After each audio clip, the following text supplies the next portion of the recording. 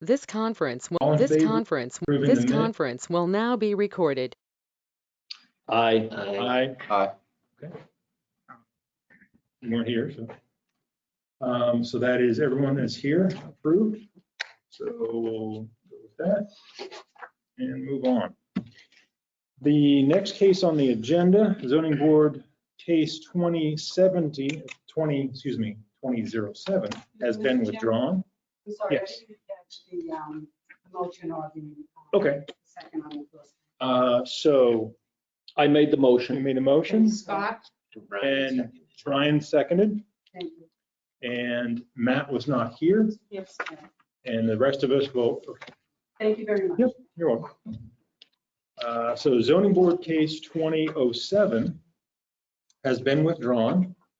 So we're going to move on to, there's two more cases this evening. 2008, which I am the applicant, my wife and I, and we're going to move that to the end of the meeting, and we're going to move right on to zoning board case 2009. And I'll start off with JCB LLC, the 14 Hill Road, and the variances for that application.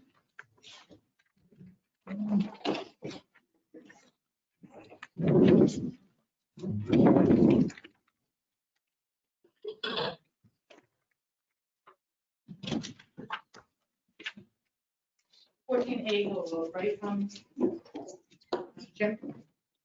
That 14A Hill Road. 14A Hill Road, yes, thank you.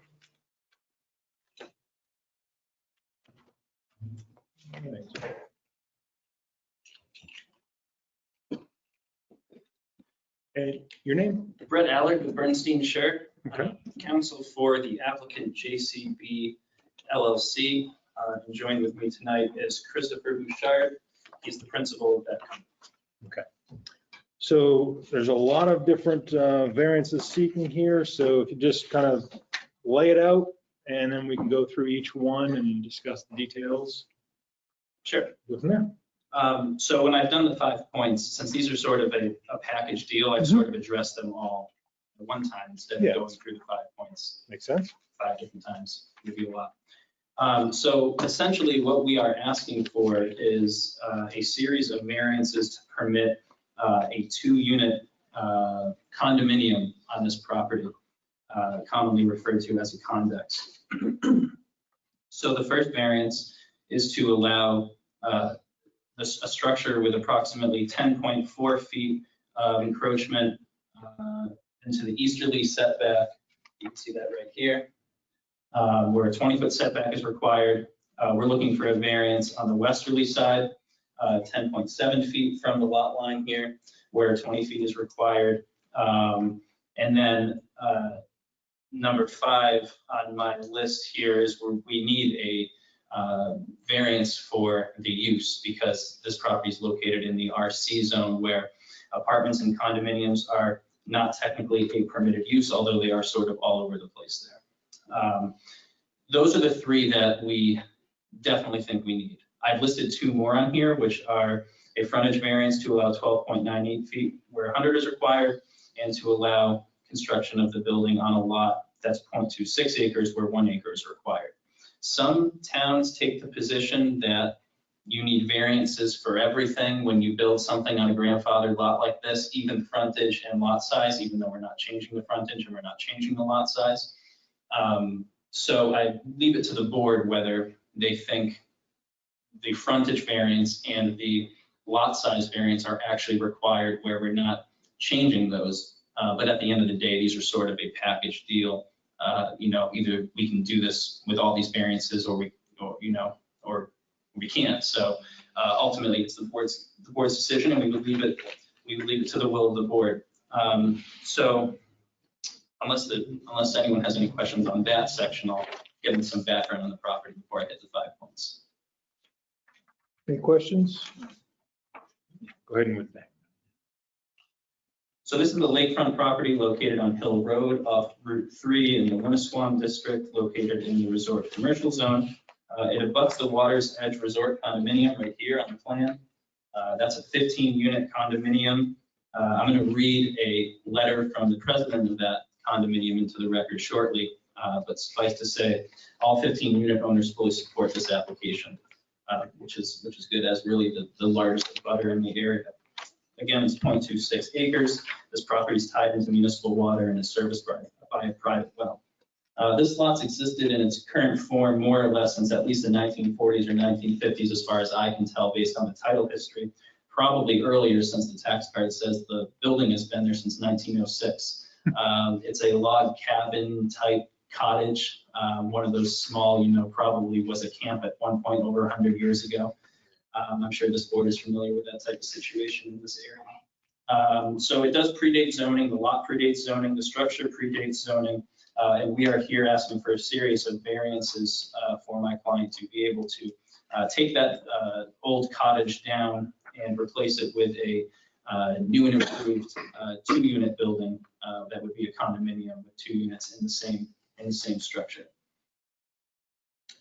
And with that, I will dive into the 5 points. Can I just get a point? Did you say municipal water and you have a well? Or did you mean municipal sewer?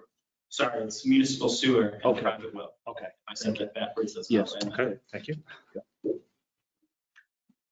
So first, granting the variances would not be contrary to the public interest. Ostensibly, lot size, setback, and frontage requirements are mechanisms aimed at preventing overcrowding and density issues and ensuring there's adequate buildable area. Given the proposed configuration of this lot, we're not going to have any issues there. We do require the 2 setback variances. The existing cottage actually already encroaches into the easterly side setback, just as this one will. We are encroaching a little bit into the westerly side setback, but not a lot, and we are not encroaching at all on the front or rear setback. So given that the property is already tied into municipal sewer and the existing well can support 2 units, there's no threat to the public health, safety, or welfare, and granting the variances would not be contrary to the public interest. 2, the spirit of the ordinance is observed. And the Supreme Court and New Hampshire Supreme Court has held that it's in the public's interest to uphold the spirit of the ordinance. So these 2 criteria are very related. If you meet one test, you will certainly meet the other. So I would just incorporate by reference my previous comments for the sake of brevity, and then just add that the test really under these 2 criteria is, will these variances alter the essential character of the neighborhood? And our response to that we would pose to this board is that they will not. Condominium uses are very common along Lake Winnisquam. Again, there's a big condominium right next door. I think there's also another one just up the road here. I think it has frontage on Route 3, a couple properties over. So even though condominium uses are not technically permitted in the RC zone, they are sort of all over the place here. And because of that, we would submit that granting the variances will not alter the character of the neighborhood. 3, substantial justice would be done by granting the variances. As this board probably knows, this is the balancing test between public and private rights. We just can't see any public injury here if these variances are granted. Certainly no public gain if they're denied. So when balancing public and private rights, the loss to the applicant if the variances are denied outweigh any harm to the public if they're granted. We don't think there would be any harm to the public if these variances are granted. And I should note at this point that if these variances are granted, we intend to have to review the regulations a little more, but I think it might require planning board approval to come back for a lot line adjustment. If you see this green line that we put on the plan right here, so this blue line is the property line as they are today. I'm sure way back when it was allowed, someone reserved sort of a fee title right of way to Hill Road, which is why you have this very oddly flag-shaped lot now.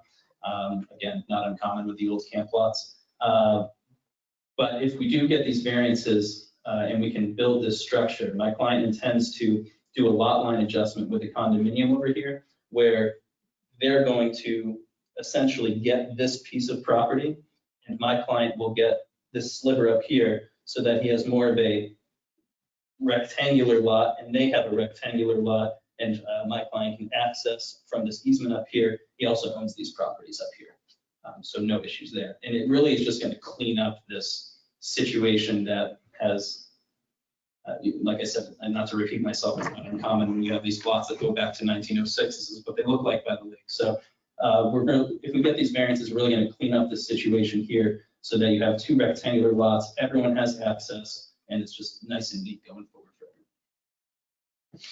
Four, the value of surrounding properties will not be diminished. If the variances are granted, the lot will remain consistent with the residential condominium character of the neighborhood and the size of other lots in the neighborhood. We're not changing the lot size. We're not changing the frontage, at least with respect to this application here. Not encroaching the front or rear setbacks. And again, this use is consistent with the other condominium uses in the area. And the Water's Edge condominium, which is next door, is fully supportive of this application. At this point, I'd just like to read in to the record a letter from John Gallus, president of Water's Edge Inn and Resort. This is dated October 20th, 2020. I have copies to pass out to the board if you'd like to add them to your file as well, but I'll read it in before I do that. It says, "We are the abutting property to the above referenced project. We have received Mr. Bouchard's proposal and wish to go on record in full support. He not only has been a good neighbor, he's improved the neighborhood and been an asset to property in Tilton. He has improved a number of derelict properties next to ours. These improvements certainly have helped values in the area. If there's a home beautification award in Tilton, Mr. Bouchard is certainly the front runner. Water's Edge Inn and Resort is a condominium on the shores of Lake Winnisquam with 15 units, 15 owners who have voted unanimously to support this project. As you are aware, it will replace a rustic cabin with a new 2-unit condominium that will help increase values. The owners of Water's Edge wish to go on record in support of Mr. Bouchard's project and would hope the board will look favorably and grant his request. Thank you, John Gallus, president of Water's Edge Inn and Resort."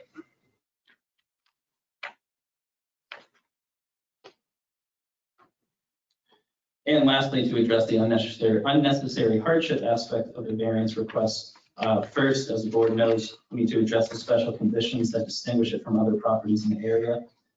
Again, we have this very oddly shaped flag lot right now, very unique shape, even for this area. Also, we have a much wider base of the property by Lake Winnisquam, and it sort of narrows as you approach Hill Road, and for that reason, it creates sort of a peculiar building envelope when you're looking at setbacks, and it creates this situation where, with respect to, I guess, both the cabin that's there now and the proposed 2-unit structure, we can comply with the front and rear setbacks, but just can't comply with the side setbacks. But again, we have Mr. Bouchard, who owns these properties over on this side, and the condominium, who's fully supportive with respect to the setbacks and the neighbors on either side there. So owing to these special conditions, there's no fair and substantial relationship between the purpose of the zoning ordinance regulations that are issued and their application here. Again, the frontage isn't changing. These lots already have sufficient access. The lot size isn't changing. The size of the lot can support the 2-unit condex. Again, it's tied into municipal sewer, and the existing well can support the 2 units. Again, the condominium uses are common in this area, and actually it's interesting to note under the zoning ordinance, the applicant could create he could sort of rehab the existing cottage and build an attached ADU as a matter of right, which essentially gets us to the same thing we're looking for tonight, but we just think getting these variances for a brand new 2-unit condex is a superior situation from a land planning and value perspective, and it's supported in the area. And when you're talking about condos, I guess the last thing I want to say is in terms of density, if you look at the abutting condominium here, it's on about 1.41 acres, that's 15 units. So that's 1 unit per 4,095 square feet. What we're proposing here is 2 units on 0.26 acres in the same building, and that's 1 unit per 5,663 square feet. So we would actually still be less dense than the abutting condominium. So we think it fits well. We think it's a nice proposal. For those reasons, we think the proposed use is reasonable. Just to wrap up the 5 points, and I'd be happy at this point to answer any questions the board may have about this. Okay. I think we'll go ahead and move towards public comment to give any public that may be online. Do we know if there is anybody online?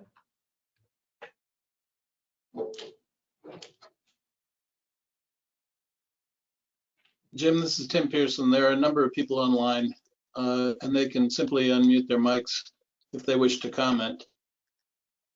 Okay, so now is the time if anyone from the public would like to make a comment, have a question, or here in the town hall. I see a hand raised.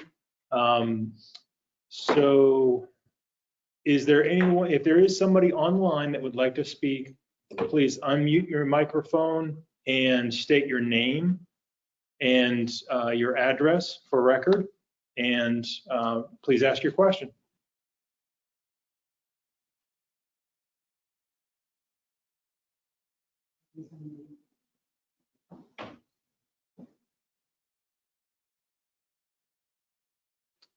Okay, there is someone here live in town hall that does have a question.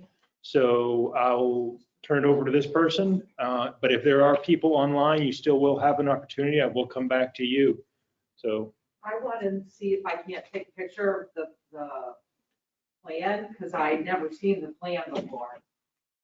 I mean, is that? yeah, I don't see a problem with that. Thanks. Yeah, or Oh. Oh, yeah, I'll take those. yeah.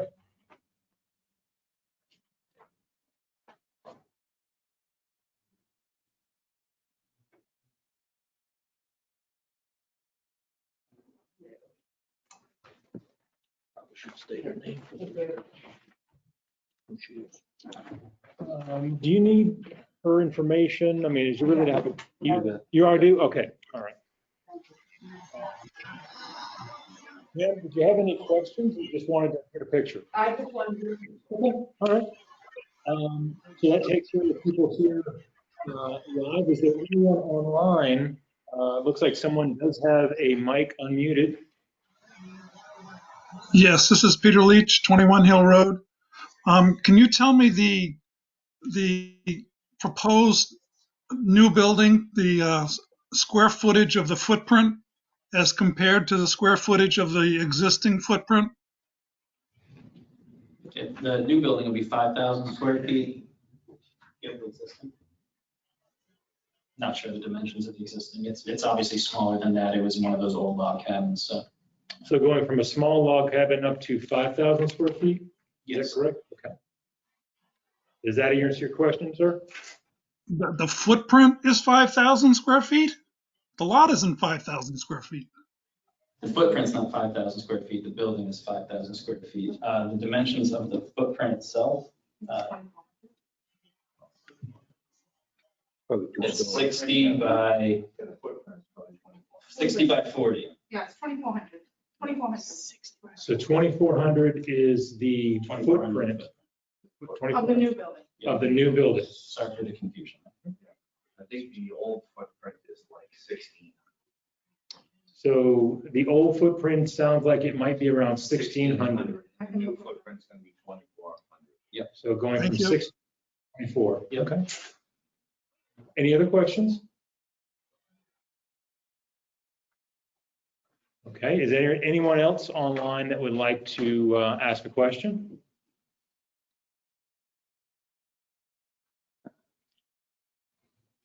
I'll give you a few more moments here. Can I ask a question while we're waiting? Yeah, Leanne, go ahead. The zone, I believe, only allows one residential unit.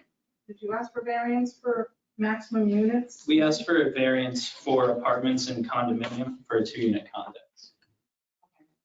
But dwelling units are right, which I guess is either way. So only one dwelling unit is allowed in the district. But- Okay. We thought it would be contained under apartments and condominium because you wouldn't There's have obviously more than one. you wouldn't have a 1-unit condominium or. But I could see, I could probably do it either way, depending on what I'm looking I at. just want to make board aware, yeah, so there's one maximum dwelling unit in that district. Okay. So any more online questions? Okay, doesn't look like there is. So we'll go ahead and close the public comment at this point and move to the board and open it up to our discussion if you have any questions. Higher building. 22.8. 22.8. Does Oh. the, How Water- far from, oh, go Good, ahead, go Matt. ahead. Sorry. How far from this big building to the western side? You're gonna be within 10 feet of that line? Is that what you're saying? Because it's a 20-foot setback and you're going within 10 feet of it, correct? Yeah. On the western side? Will be 10.7 feet from our own property line. At the Yep. corner here, so. Okay, so you're gonna be 10 feet. And how far is their building 20 feet from the line? No, their building is only 7 feet. So how much distance are we gonna have between the two buildings on that side? Probably like 18 feet, 19 feet. And that's just at the top, the northwesterly corner, so obviously the building, you have more space as you approach the lake. So we're I'm just wondering in regards to fire. Yeah, might have been fine. That's a concern. That's a large building to the left, Yeah. very large. That was one of the concerns I had. It seems like, it looked like that building had already encroached on the setback to begin with, correct? Leanne, is that correct? Yes, that's correct.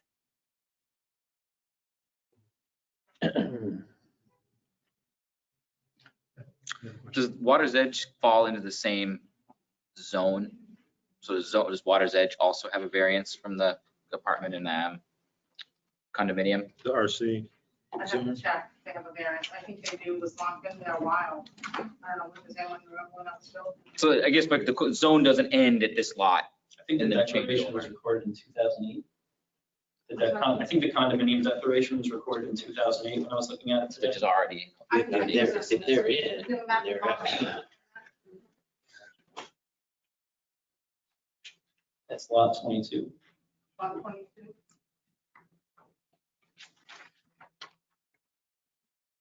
While she's looking that up, the size of the building dictates these setback encroachments. Is there a reason for going to the size of building? Layout, floors, what's the reason for going to this size of a building? I can answer that. Each unit would only be 11 feet wide, but it would be really long. It would be 48 feet long, but it would only be 11 feet wide. Because to fit in that envelope, it's 22 feet. Right, which really brings us back to the hardship here, because we have such a peculiarly shaped lot. To get anything really in that building envelope, which is very narrow up here, like Mr. Bouchard said, 20-something feet, if that. It just makes it really difficult under these particular circumstances. I'm reading this setback, this map, right? It's like almost a triangle shape of encroachment on that, I guess, left-hand side. Northwest corner? So it's like progressively less encroachment as you go down. Yep, and so about halfway down the building envelope where you get to the 20-foot notation, we're actually complying with the setback for that second half of the building as you get to Lake Winnisquam. Really, the encroachment is only that tiny portion of the northwesterly corner.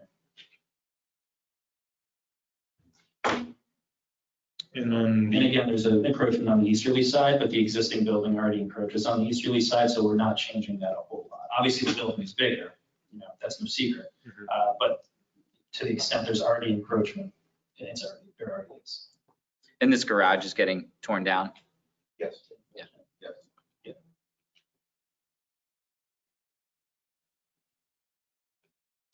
On the easterly side, the owner of those properties, do you own those properties? Okay. Yes.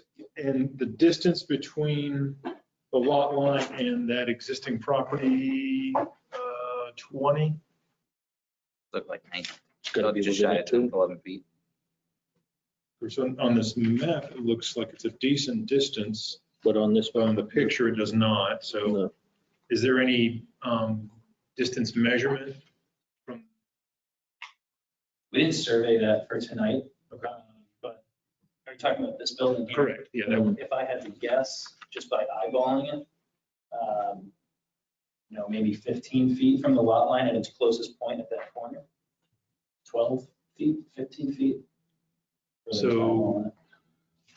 Would it be fair to say that roughly 18 feet between buildings on the northwesterly corner, and it would be around 25 feet on the western or eastern side?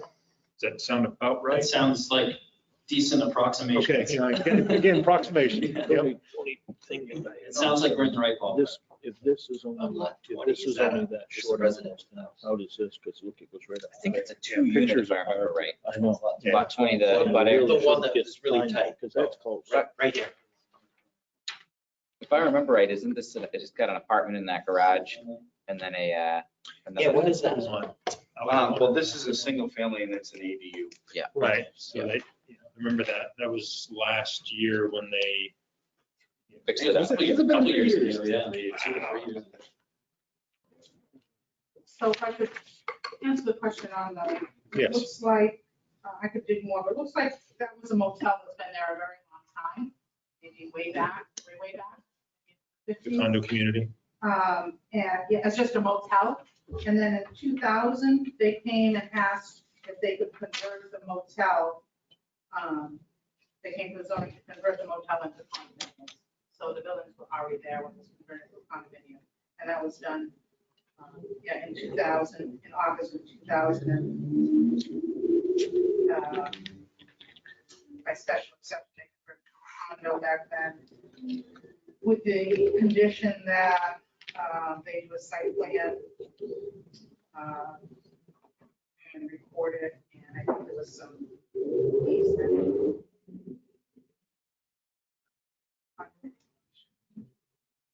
Yeah. So anyway, that was from 2000 to go from a small house to a condo. And it falls into the same zoning. Like, It there's is not the a same change zoning. in zoning at that property line or anything. Commercial, yeah.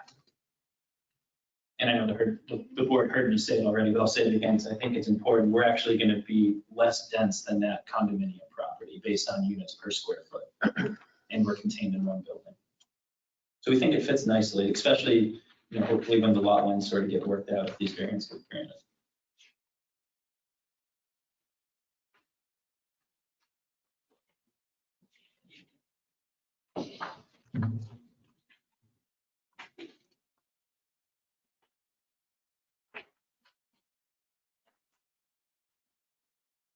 Do we have to do this variance on the lot size? Because that, it already exists. Is that, it's not like they're trying to build new on a lot that doesn't have a building on it. So you mentioned that variants 3 and 4, as it's listed here, the lot to have frontage of 12.98 feet where 100 is required, and then the other, a lot to have 0.26 acres where 1 acre is required. Those were not required, meaning you would like to have them, but it's what's your position? I guess our position is, we don't necessarily think they're necessary. We think if you just grant the actual, what's being impacted by the project, which is the 2 setbacks and the use, that gets you to where you need to be. But it's not unheard of for some people to have the position that, you sort of just, if you're doing this on an old lot, just ask for the lot size and the frontage too to make it clean. But again, this is a package deal, so we either need all of them or none of them. So whether it's 3 or 5 doesn't make a huge difference, but we figured we'd give the board all the potential relief we could potentially need. And then, sort of let the board determine whether they think it's 5 or 3. And just another correction in that, it's 150 feet frontage, I believe. I think it was 100 feet if you're tied into the municipal sewer, Oh, maybe. which this property is. I apologize, my ignorance here. I'm not clear. So do we need to grant this? Is it a So requirement or? Which one are you talking about, Matt? The lot size, I'm not, well, I guess maybe I'm wrong on this, but I'm not for granting variances we don't necessarily need to do. I'd be way more interested in focusing on the ones they need.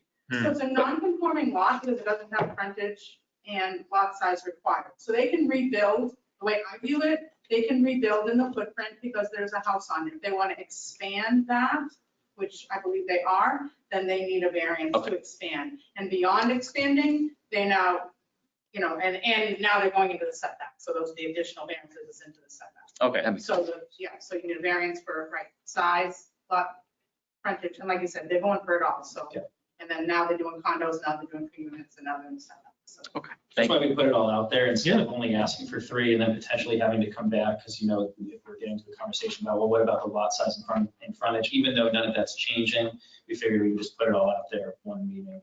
Where do you get to 12.98 feet on the lot? That is the end of the flagpole.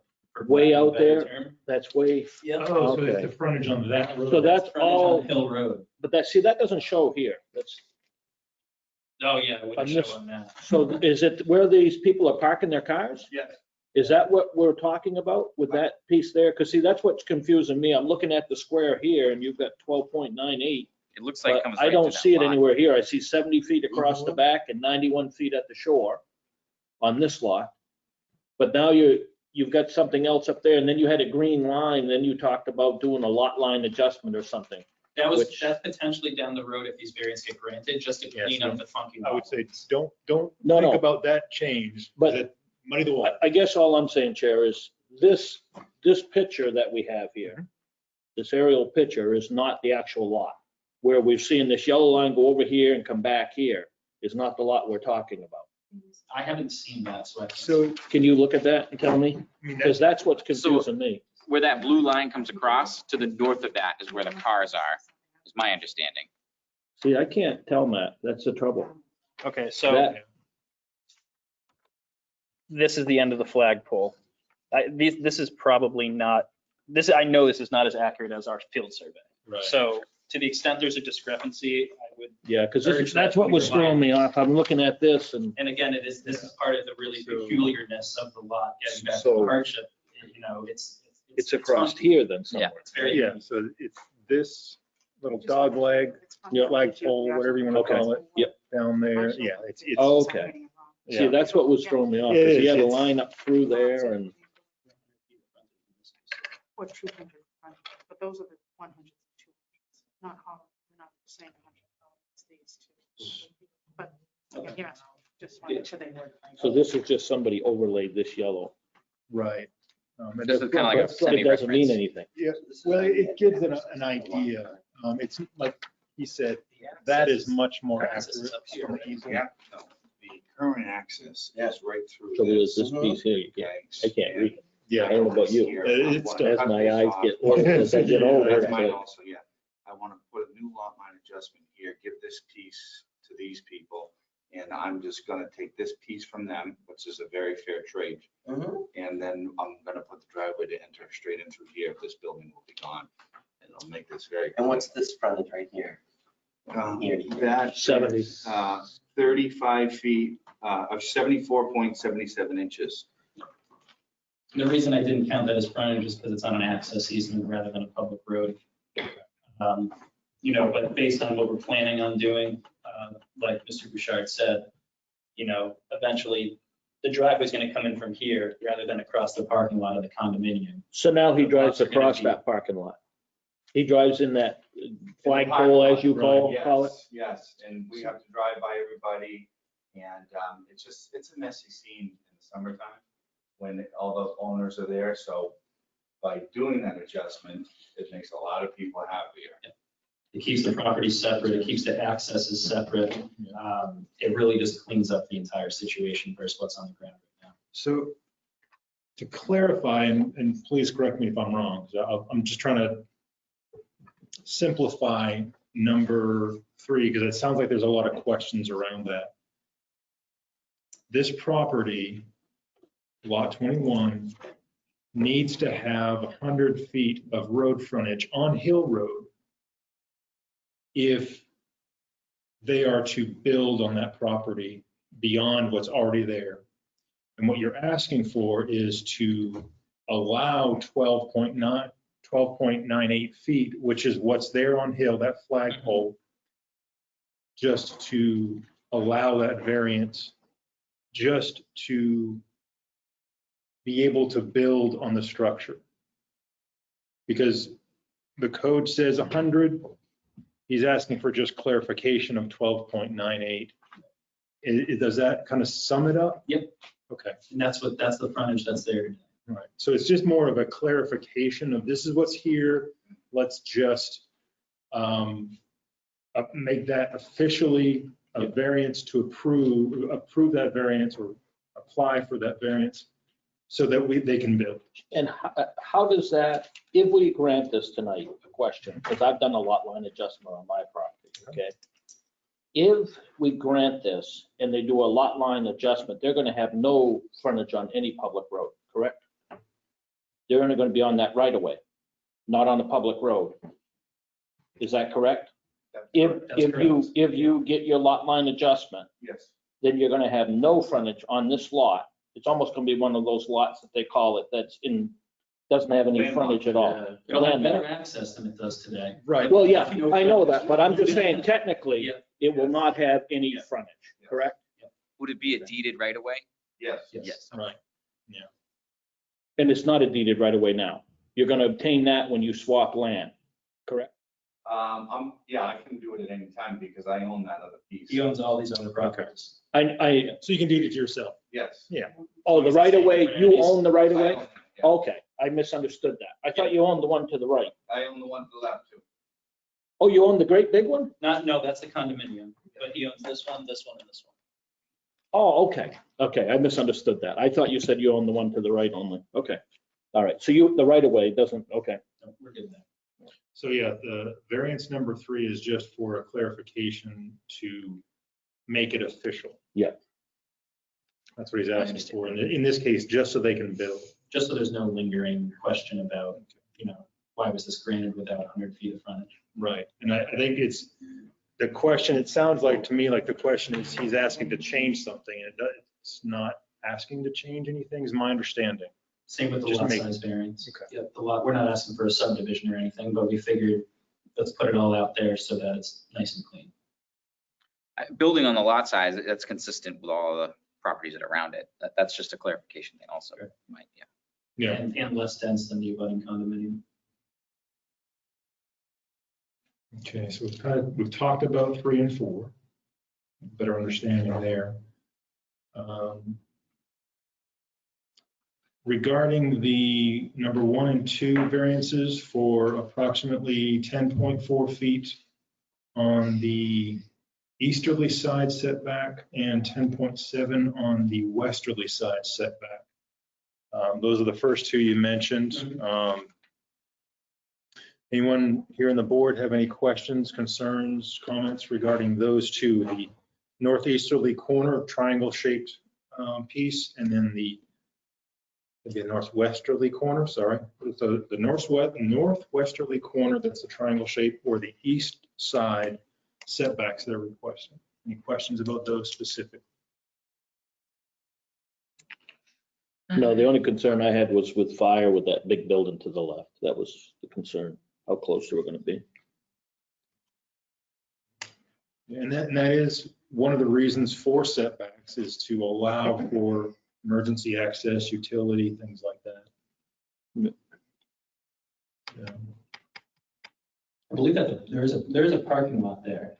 And we're still more than 10 feet from the lot line plus whatever's on the other side of that lot line. So I think you could definitely still get a fire truck down there in between the buildings. That's parking lot, you said? Yes. On that side of that This is building? all a parking lot. Yeah, right the here. front side of that. Down the long side of this building here? At the northeasterly corner of the condominium. lot. Yeah, I see that. And it's also, this is all parking lot. When you come down here, this is all paved parking. Right. Essentially, everything, if I was to draw a line like this, that's all paved, that whole area. So you can definitely get emergency vehicles in there. So how close to where this garage is now is the end? Just so I'm trying to just visually picture it.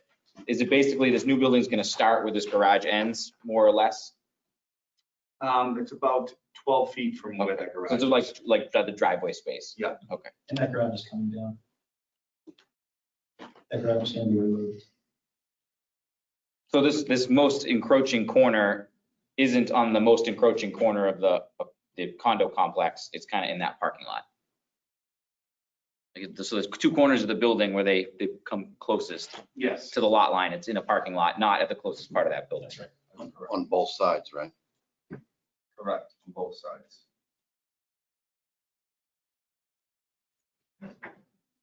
See, the trouble is we don't have the building on the lot to the left. I would, yeah, I on would that be one, Which I wish we had. Yeah. All I'm doing is I'm going by the picture we have, trying to picture it on that map. I wish we had the building like you have the building on the right. It'd have been nice to have the building on the left on that big map up there. So we could have looked at it to see exactly, because it shows where you're putting your building and then it would show where that building is. This one helps a little. So the way I'm understanding it is the front corner of this building is going to kind of be up in here. Yeah, I could see the garage there, Matt. And so it's kind It's of going to be 12 foot back from that. But is, back, so about but in is- here-ish. is this shadow or is this building that I'm seeing the black here? I think that's shadow. That Yeah. shadow? See, Same. that's the, so the building's way up here then, the edge of the building, Yes. you think? That's how I'm understanding it. Yes. That's what I'm saying as well. I think there is a decent amount of space there because it's all a parking lot. You see more cars in there than anything from what I was looking at this morning. And how many feet up the building on that side? How many feet up the building on that side? The building's 60 feet long. How far from the back of the building do you get along the building till you get where you have the 20-foot setback? Do you have any idea on I that? think it's 25 feet. 25 feet? Yeah, 25 feet, and then you're within your You're- standard setback. Then you've met your setback requirement at that point. Are you asking about the condo or the new building they're The new proposing? I'm asking about their new building. How far? Because That would it's be 60, you said this line 40 by right here. 60? Right. That's where you Correct. get to that. So 25 feet up From that. from the back corner. Now you're in your setbacks. At this point, as you get to the lake, this is all within the setback. So really, the only encroachment is this small triangle right here. Right. Again. Okay. The hardship. Yeah, lots shape.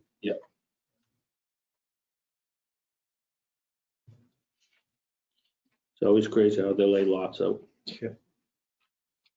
So that, on the northwest corner, we're talking 18 foot difference between the buildings. On the west side, roughly, and again, roughly 25 feet between new building and existing building on the east side. I think you flip those numbers. Did I? Flip those, I think. Okay. On the west side, I think we have the 18. Correct? Yes, that's what I meant to say. So northwest corner 18, east side 25. Okay. Ish. Yes, yeah, exactly. We're I talking. just have to be clear that I Yeah, can't commit to anything because we haven't surveyed the. Right, no, understood. I actually have a site plan for the condominium. Would you like to see? I think it'd be nice if we could see it on the lot where does it show where the building sets on the lot when they came Well, in? it's their site plan. I mean, I have their site plan, won't show, it won't incorporate his, obviously, it's the his site plan that shows their boundary line and where the buildings are. I think that would be nice to look at that, Leanne, because that's a concern we have is over there. Any questions regarding the east side of the building and that structure to the east of it? Not so much because he owns that building also. Isn't that correct? Right. That's the one he Also, owns yeah. on the east? Noticeably further. It is not, yeah, noticeably further. Yeah, he owns this property, and this property. Yeah. Various. No. I don't have any concerns on the build, where he owns the 20 lot, Okay. number 20. It's the 22, that's just the, So that would be number 2, the 10.7 feet from the westerly correct. Border. Okay. And if Leanne gets us that map, then we can look at that. Well, this is their site plan from when they filed, right? So You're welcome to come up. yeah, and- of course. Yeah. I have another I one. mean, The more information we get, the better off we are. So this is the lot line you're talking about. And here's the garage. Garage, yeah. So we're looking for a measurement here. I don't know, is the scale here. Anybody? 1 have a- inch equals 20 feet. Oh, well, that's good. That's more than 20 feet. I That's can more tell you than, that. yeah, that's more than an inch. Yeah, that's 40 feet. Call it an 2 inch and a half. inches. So 2 this inches. lot looks like all one building. That looks like it's 2 different buildings, or is that how you? Well, I think they added this afterwards. See, they have, Okay, so they've hooked these two. they've This is a hooked building these, here, yeah, so they've and they've hooked hooked these two with that hip That's right what this there. is right here. Yeah. And then this is the building out front here with Mhm. the little L off it, so Yep. it doesn't quite hook. Right, so you've got at least 40 feet here plus our Plus our 10. 10, so it'd be 50 feet. Yep.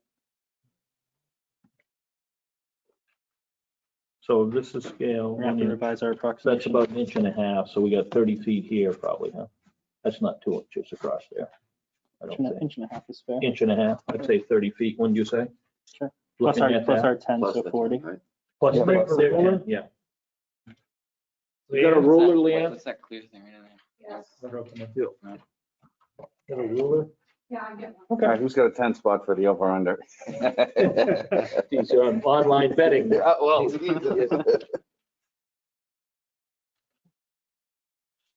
I'll take the number. This definitely helps, I mean, I'll because this say is, it's over 1 3/4.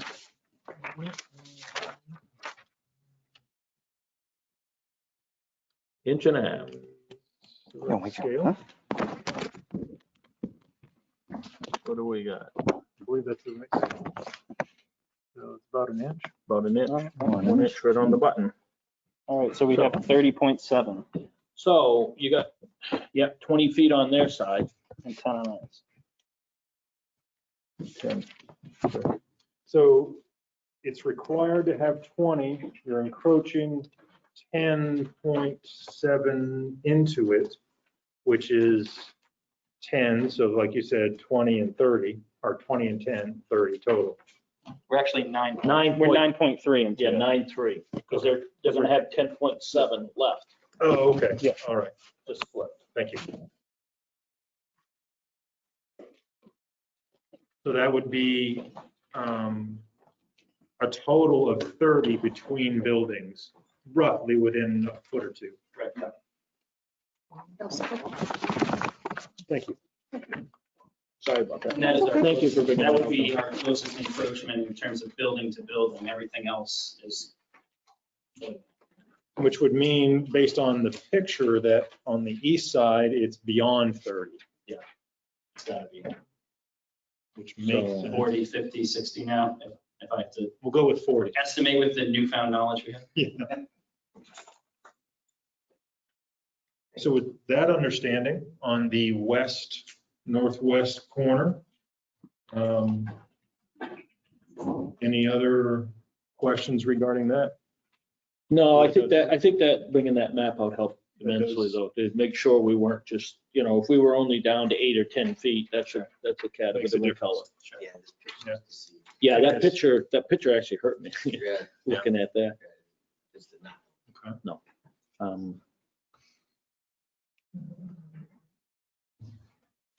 So all the old buildings are coming down, the building that's currently there plus the garage, everything's coming down. Yes, that's right. Correct. And where's the parking gonna be? All of the parking. And how many parking spots are you gonna have? You're having the 2 units? In this area. Yeah, there's 6 parking spaces that are gonna be in here now, this whole section. Okay. Do you know how much impervious is gonna be? It's just going to be the building because I'm gonna leave it, natural. You're not gonna pay for No. I'm gonna keep it natural. Is the current unit year-round? No, it is not. But the unit you're building is gonna be year-round? Yes, it is. Okay. Now, I know you're not, according to the picture, and correct me if I'm wrong, you're not encroaching on the wetland setbacks No. at all. Okay. Are there any, because we're on shoreline, is there any concern with drainage of the property Or is that handled by the wetland setbacks? Are you getting a shoreline permit? We don't need one. You're at 50 feet? Is my property? The house? Go ahead, I'm sorry. What question? Are you, is the setback in 50 feet? Of the shoreline? I don't know what that measurement is. It's not on that print.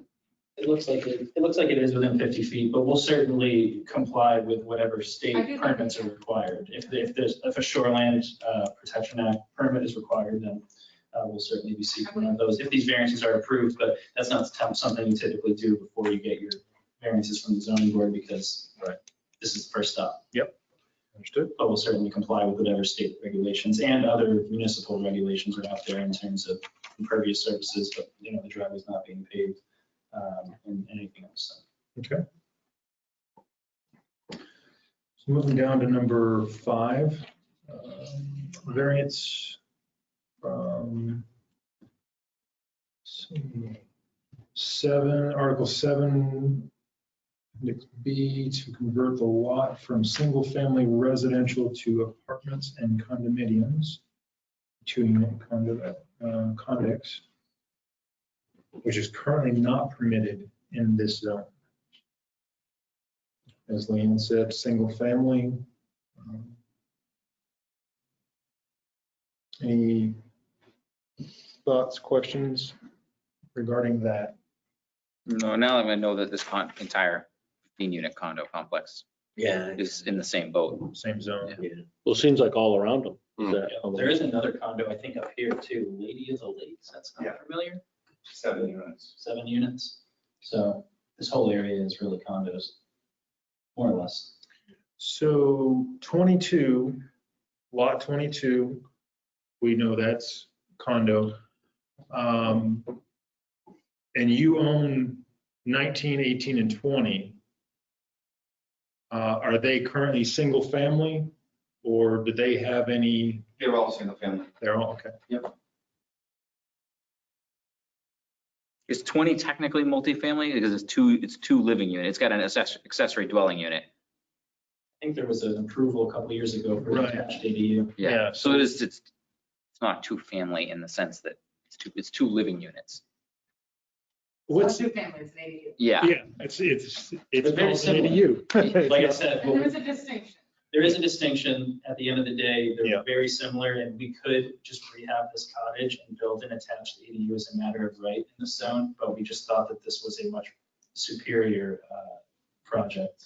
But also when you build an ADU, there are other restrictions, and you can't compare building an ADU to this. Sure, there's square footage You have to restrictions. be owner occupied, I guess what I was driving, if you were solely looking at the number of residential units, there are ways to have the same number of residential units as what he is proposing. Which would be the ADU. Which would be ADU. I totally understand By there's right, different as long as we restrictions. could comply with the other. Just what he has next door. square footage requirements. Just exactly what he has next door. Yeah. Right. So I guess my point is, It's I'm 6 not of one, hung a up half a dozen of another. on a 2-unit. I'm not hung up on this variance because No. in the sense that if you denied this variance, it could just happen anyways. With a little different With some flavor. tweaking, But but the intent of it would be, if you were intending to try to keep it a single unit, it would happen anyways another way, in Mhm. theory. I just want to qualify, not necessarily, that the ADU is not 2 units. It's not considered 2 units. It's considered subordinate to the primary unit. So you have to be owner occupied, for example. You couldn't just rent them both. You couldn't, as condos, you couldn't sell them both. I mean, it's your home and then you have this unit. You must live there. So you're not renting 2 units. So it's not seen as a 2-family, and that's one of the controls that. yeah, it's always considered one entity. One, correct. And So never one- It allowed. would be to two different entities. families. Whereas, Right. I mean, it could be 2 families, but one has to live there and they rent the other one to a family member or not a family member, but it's subordinate to it. It's not 2 full units. Just so you understand that. so Well, that makes sense. there is differences. There is a difference, and and it's monitored anyway. Just so that. I was only trying to draw the comparison that it's 2 separate dwelling units. Right. But there obviously are differences in Yeah. terms of restrictions and other. Yeah, I guess I was driving at density. If you're talking about the number of people in the area, You there still there have are 2 similar families living on mechanisms. that lot. Right. And also ADUs have restrictions on how big they can be. True, They're yeah. not as big as the primary unit, they're smaller, so Smaller. you don't have to, again, just so you understand. Totally. Thank you. So they'd have to go to them, back to the drawing board if that was their only direction, their only recourse for square footage.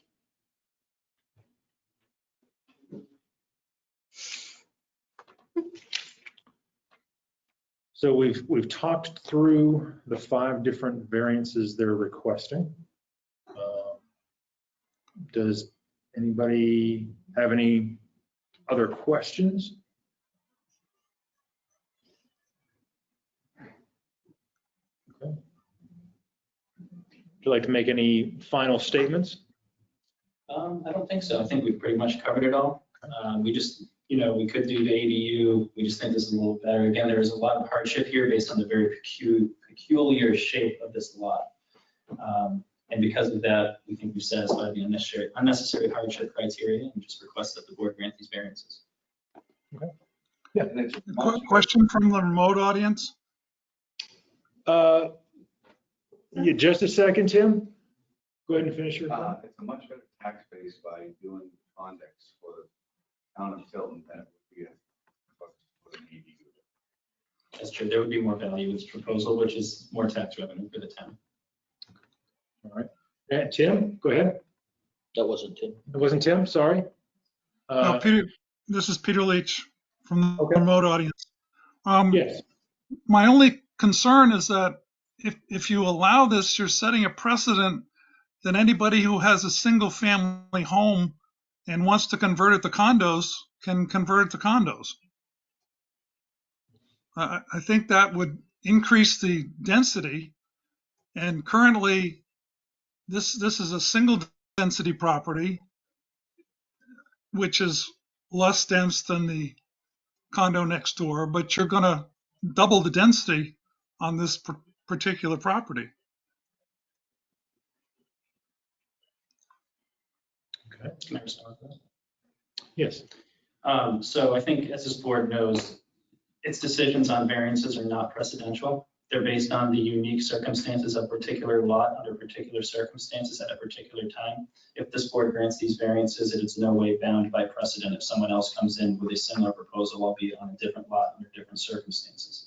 2, we talked about density. Again, it's really no different than, in terms of density of people, it's no different than a attached ADU.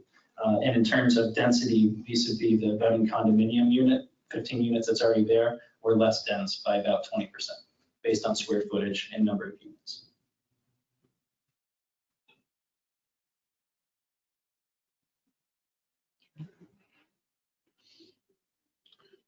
All right. So we'll go ahead and close the, I guess, the presentation component of this, and we'll turn it over to the board to discuss it at this time. And anyone on the board have thoughts, concerns? Just thinking about what the gentleman just said, I appreciate what he's saying, and like, Mhm. that's obviously the big concern here. Yeah. My knee-jerk reaction is it makes sense what they proposed. It fits with what's going on in there. I guess that's kind of what I was trying to get at with the ADU, is that, initially my first thing on thinking about this was like, oh man, we're going to turn this single family lot into a condo. But and appreciating all of the various things that change with ADUs, it doesn't change the density of people that could in theory live there, if that's the hangup. I think the point of the ADUs though could be very moot if you don't want to live there. So if you already have a nice house that you're living in, the ADU is off the table if he's the owner. Correct? So True. So the Unless he sold the ADU property. is being thrown around a lot. And I'm thinking that doesn't really matter unless you're willing to live on that property, because it has to be that you're there. Yeah. If you already have a nice resident and unwilling to do that, the ADU is really not gonna happen. Not a thing. It's a good point. Yeah, unless he builds it and sells it. Right. Yeah. And so, but he couldn't build it at this point if he's He's not not the gonna live owner, it. So really, the ADU, unless you're gonna live there, it's really just, do we want to allow a condo?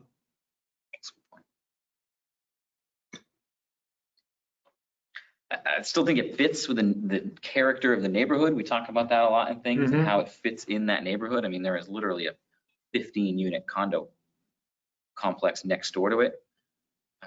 I tried to look at on Google Maps the greater area.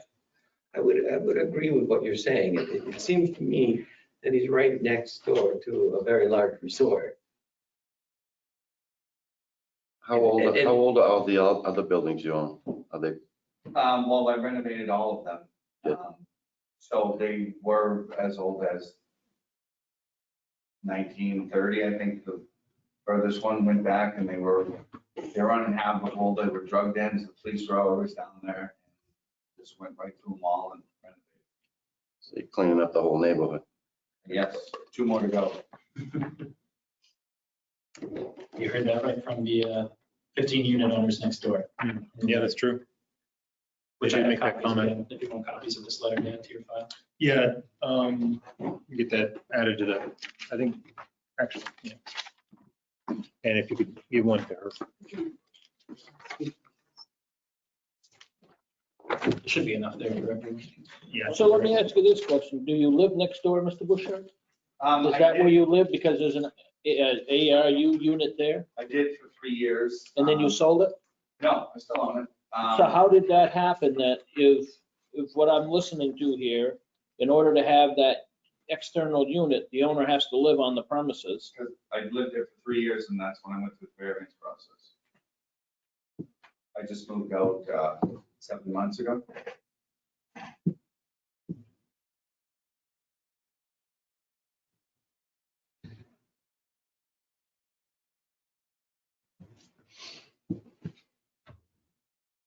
But again, we're not asking for an ADU here, so I just wanted to. No, what kind of I'm make just that saying, I was clear. wondering, Um, because of all the conversation with the ADU, and the next lot which you own has that. Right. And that's the only reason I was asking, because you said it hadn't been that long that had been put on there. Somebody mentioned that here tonight. We were, yeah, again, I'm only trying to draw the comparison of there could be 2 families living here by way of a different mechanism than a 2-unit condo.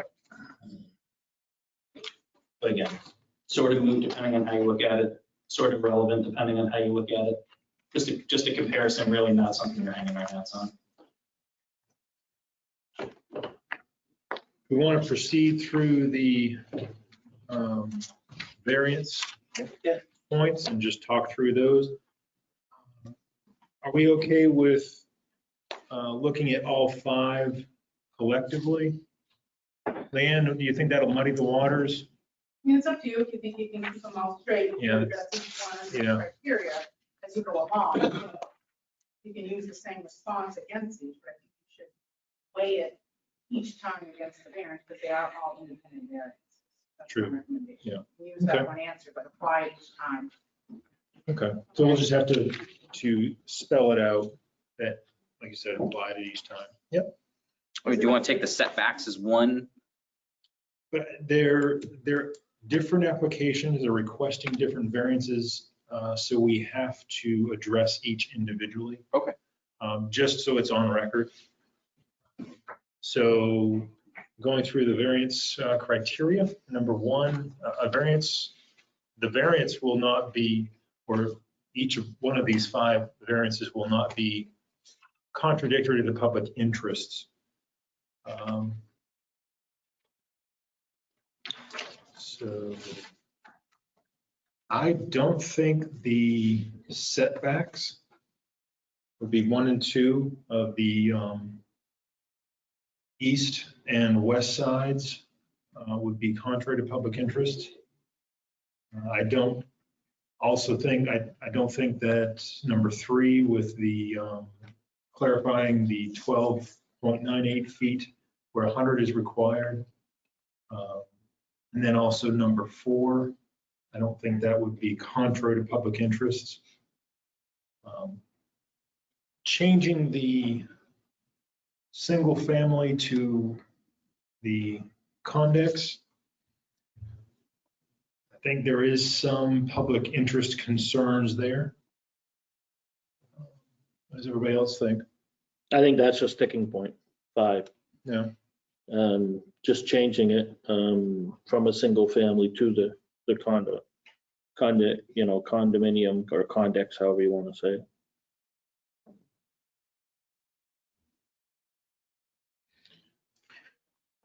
So is it that going from single family to two family, two residents, that being the issue and not any of the size of the structure? So if it was a single family building at the same footprint, would that be a concern? Well, I think what's been stated here tonight, the reason that he needed the 40 feet of width and the 60 feet long was there was only going to be 11. If he narrowed it up, Right, it wouldn't yeah. be wide. Each unit wouldn't be wide enough. Wasn't Right. that the statement that was made? That's So my understanding. it'd be too narrow, the actual units. So there is a difference between the condominium and a single family. Like if you had a single family and it was 24 feet wide as opposed to 40 feet wide, that'd be plenty wide enough. That's wide most people's homes, 24 feet wide. So that part, 24 by 60 would work within the lot. So because he's going 40 by 60, then he encroaches the setbacks, which is causing the issues that we have on 1 and 2 that we're addressing, the variances.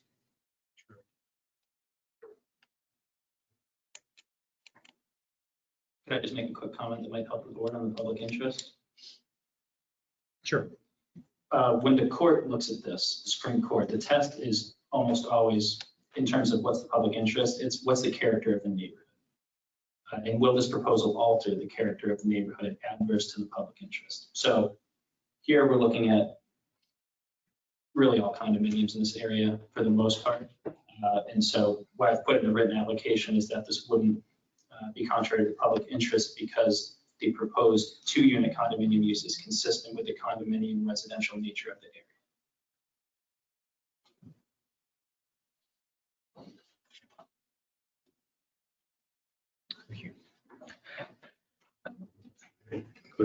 I'm just trying.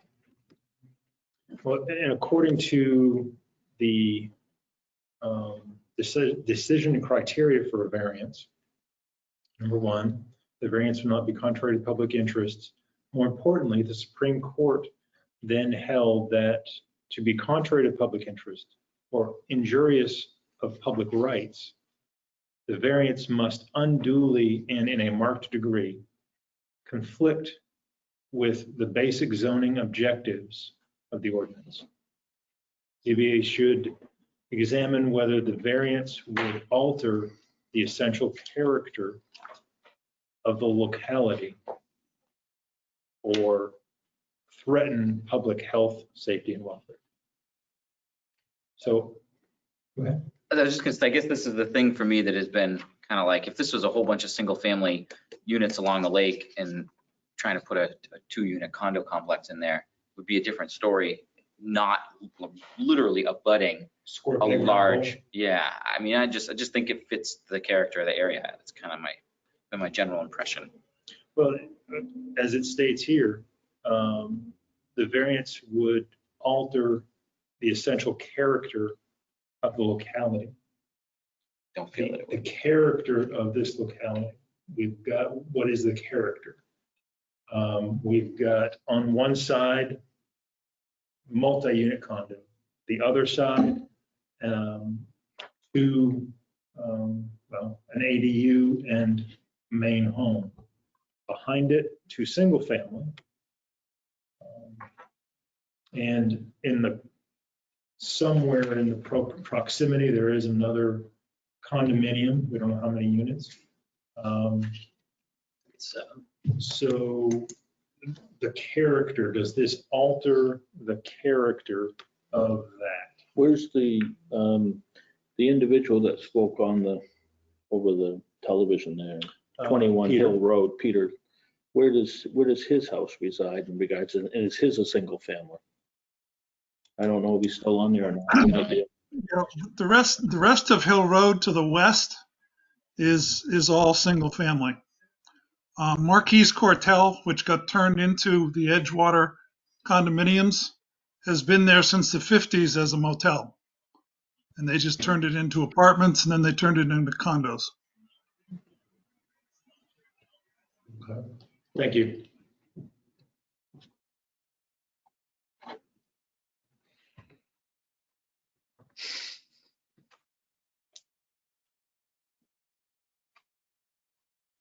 It's kind of nestled into the end of this little street area here, you know what I mean? This isn't like almost driving down in there, it's almost like a removed community from Hill Road in itself. You gotta access it back off the road. I guess I don't see that it doesn't fit that area of the town. But just one person, one opinion. That's what debate's all about, man. That's it, exactly.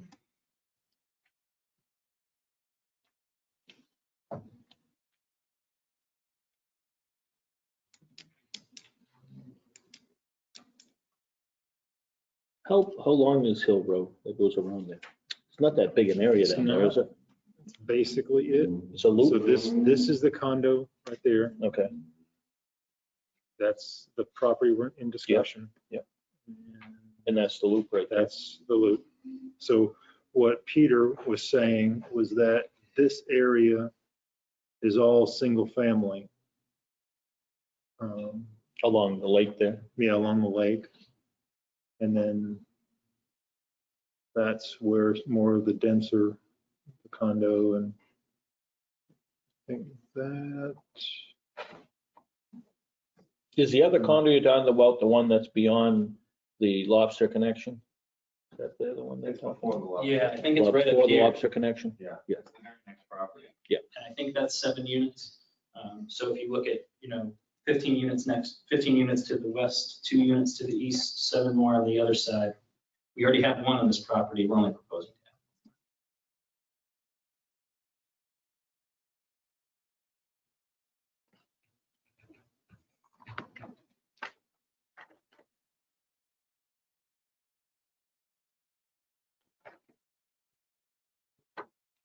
have. Right? Any, I mean, I like the idea of this. I like how he's gonna clean that up and kind of swap properties and straighten that, and have different access. I think that cleans that whole area up. I mean, it looks like they've added onto this condominium right here. I mean, if this was their property, would it be a problem if they just continued it? Probably not. So I really don't see a problem with this all. I think it's gonna clean up that property really nice. This looks like a couple of families gonna really be able to enjoy it there. I really don't see a problem with it at all. That's an interesting point. Like if Water's Edge bought this property, you said, Yeah, and I wanted mean- to put another I mean, this couple thing's units on the obviously end of been, it, that would boom, fit. boom, they turned it this way. If this was all their property, would they put 15 more here opposed to just 2? It's not hard to picture the extension of this building Yeah. and not categorically changing the feel of that neighborhood. but that would also I mean, it's hypothetical. Yeah, I don't have a clue if that fits in zoning I and all that sort wonder of if, thing, but. if that would muddy the waters of our thought process of, is that even reasonably possible if they did buy that? Sure. Based upon, yeah, I mean, I don't know. It's not for sale. Yeah. Just how do condos fit in this neighborhood? Yeah, because we're talking about the character. The of fit, the how does this proposed project fit on this piece of land? Right. Eric? It's funny, I just finally got to seeing you zooming in on Google Earth and everything. I'm like, why did I read it's right next to that 14 unit condo you said. And then if you scroll down a little bit further, it looks like there's a marina right there. There is. So I'm not seeing That where marina it's is going to on change Hill Road? anything at all. It's already built up. It's surrounded. And even just looking at Hill Road, comparing that corner of it to the rest of Hill Road, that whole corner is already significantly more dense than the rest of Hill Road in itself. I think the main point here on this is that to the western side is the 15 unit. And around it, he owns all the other 3 units, the 3 lots. And that it's going to not affect anybody other than the lots that he owns. If he chooses to sell, the Okay, people buying so them would know. he's basically, this is gonna be hidden behind that big unit. If you've ever been, I haven't been down there for a couple of years, but I know when you went around there, that jumps right out at you. It That does. big unit. Oh, yeah, it I takes, remember that right on, it's right on the corner if I'm not mistaken. It is, yeah. Yeah, and so, I mean, this 2 units almost gonna be hidden behind there. that's a good point. So, I understand the individual, Mr. Leach, and I hear him, and you know, I think if it was on the other side and he did not own any of the other buildings, Might be a little different conversation. I think it'd be a totally different conversation. Because then it would be single families on that side, but where he owns the 3 around there, it's gonna be an improvement from that old log cabin to something that's gonna be decent. And better access. I think it cleans this, because otherwise this lot's almost, like you said, landlocked. It's almost like a landlocked lot in behind the condominium. And it's a tough thing, I mean, but. I'm fine with the development and the improvement of that area. I was just concerned that this could spread down the rest of the street. Yeah, and Mr. Leach, and we hear you, and we have concern on that too, but I think if it was on the other side, that would hold a lot more weight. I'm only speaking for myself. For me, it would hold a lot more weight. Agreed. On the back side of it, and he owns the 3 lots around, and it's a different picture, and I'm only speaking for myself on that.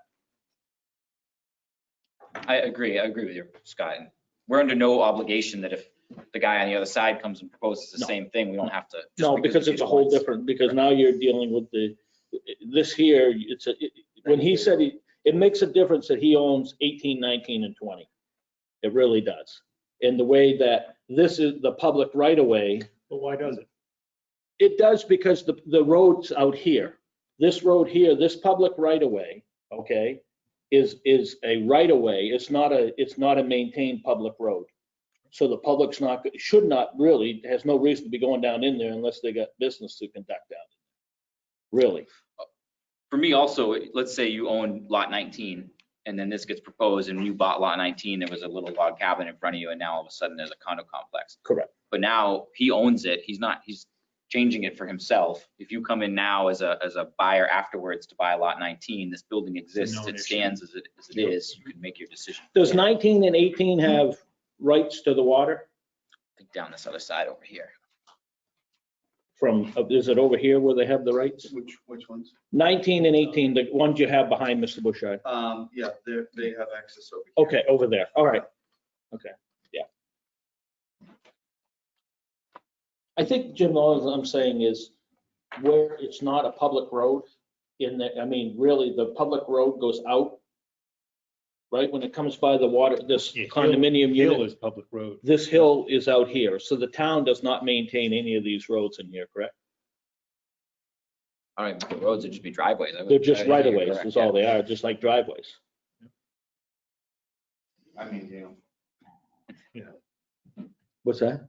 I maintain them. Yeah. Okay. So,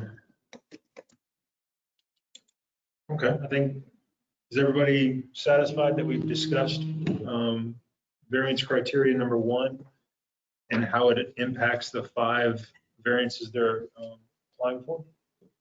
Okay, we'll move on to variance number 2. The spirit of the ordinance is observed.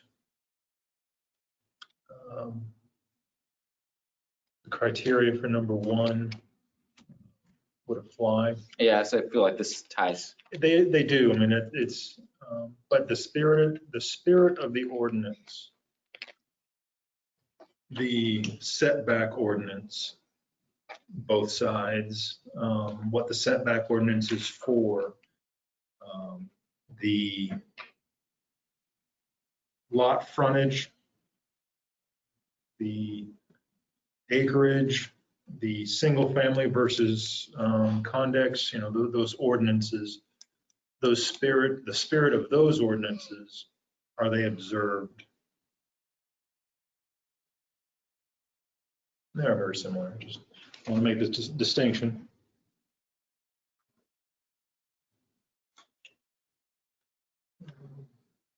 I guess I hate harping back to the same thing, but so much of this to me ties into this fits this neighborhood. Mhm. And I guess that's what I just keep coming back to that. Yeah. And I don't want to. What you're saying as far as how it's kind of protected from Hill Road and the rest of the single families by this condo structure, that does have an impact. Of course it does. Yeah. And where he owns all the 4 lots. I mean, it's altogether different. If we were talking, if John Doe owned number 20 and Jane Doe on number 18 and the mother owned the number 19, all different, then that would be something totally different of what he's proposing. Right. But he owns all 3 of those. And, so, and it's not, the whole 100 feet on the right of way, I mean, on the road, on Hill Road, and he only has 12.8. It seems kind of stupid in a way because the right of way is where he basically comes in from. I mean, and this is going to make it much better. Now he's driving by where, I guess this condominium unit, this 15 units, been using his land to park their cars. Just about. Well, it's got to be awful close looking at that. I mean, I think that lot comes through this parking lot. That's how that little flagpole comes through the layout of this land. And so like, if I'm understanding it correctly, to the north of that flagpole part, that's where the cars are in this picture. Well, I don't know. I'm looking at this map in the right of way. It shows the right of way That's here. the right of way above that gray Okay. shaded area on Yeah. that drawing. And so it's way up there. That's all parking. Oh. So they're right on him. Yeah. So to drive down the driveway to this single unit house, you're driving through the parking lot of this condo complex. Correct. And yet they're parking on his land. Right. Yeah. Because he owns a piece of land between their parking lot and the right of way. Right? Right. So That's money. when he does the I mean, it's lot not to say line, exactly. when he It does is. the lot line Based on the picture, adjustment, but- when he does the lot line adjustment, who owns the piece of land between where you've got the blue lines and the right of way there? That's the condo. No, over there to your left, right there. That's a condo too? Yeah, that's all lot 22. See, that's why I'm saying, when he does the lot line, it cleans It it all just up. cleans that whole, It cleans that whole area. The It just whole thing fits. makes sense in that aspect, that you don't have this little jag of land that connects to lot 21 going all the way out to Hill Road. It's kind of foolish when you think about it. Old lots. Huh? Yeah, Old lots. that's the. I know. There was zoning in 1905. But I'm just saying, when you look at it from that aspect, where these cars are parked, I look at these cars, I mean, they're parked beyond his land and he's driving behind the cars through their parking lot. Okay. So the parking lot's full, you can't get to your lot. No, they park up front. Okay. So they keep it open, so we can still access down to the cabin.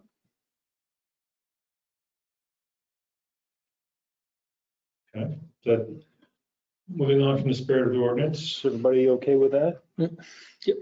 Okay. Number 3, substantial justice is done. It's not possible to set up rules that can measure or determine justice. Each case must be individually determined by board members. Perhaps the only guiding rule is that any loss to the individual applicant that is not outweighed by gain to the public, to the general public, is an injustice. The injustice must be capable of relief by the granting of a variance that meets the other qualifications. So is the applicant harmed greater by not applying,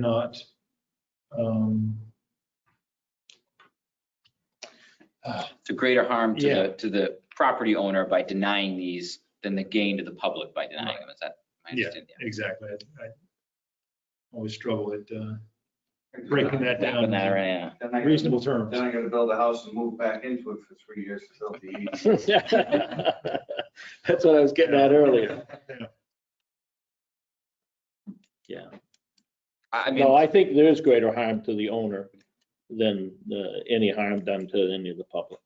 There's no question about that. I mean, he's trying to clean the lot up, trying to take an eyesore of a building down along with an eyesore of a garage.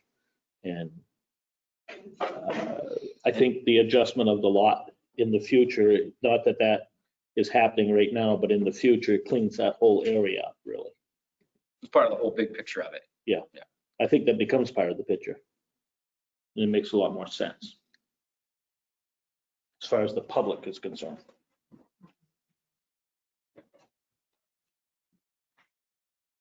So he could also clean up this lot.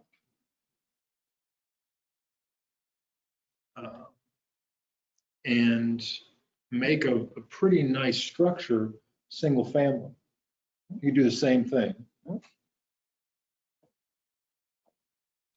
And that would fit within the ordinances and setbacks, likely, maybe not, because the lot is a little odd. But you still need a variance on the road frontage, correct? Yep, that, because he would be making changes and Because you'd building. go So that building would need- outside that of would the- need to happen. You could make a larger, single family, but then you'd still need a variance on the road frontage because he would not have True. the 100 feet of road frontage. Yep, that is true. And he could still stay within the setbacks of the 20 feet on each side. Likely. Maybe, it's Maybe, looking at it's the unknown. buildable Maybe area. it's a tough lot to build, It to is, stay yeah. within, but I mean, Yeah. there is a chance that that could happen. Do something, sure. So the substantial justice, denying condos, a two-family, does the public gain more than he loses? In tax basis, they do. I guess that it comes back to that character of this neighborhood is that I just don't feel like, and I guess it comes down to feel, I don't feel like you're gonna feel different in that neighborhood if there happens to be 2 units versus as large as he can reasonably put into a single family home. Just don't see it categorically changing the feel of this part of Hill Road.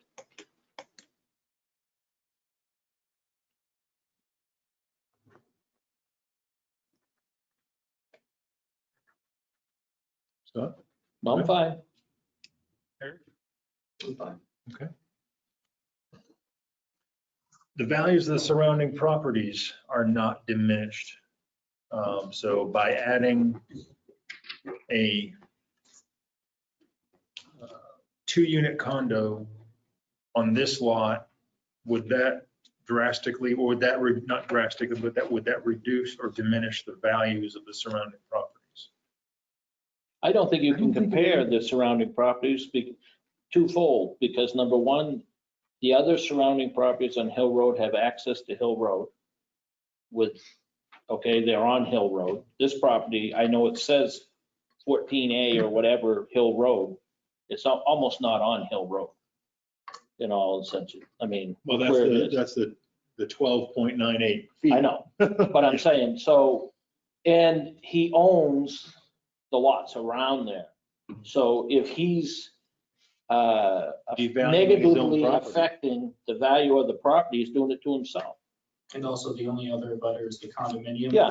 who's asking for it to be approved because they think it will help. Well, improve which it's their been a values. condominium since it went from a hotel to a condo. So, They said in their letter that proving it will help increase values.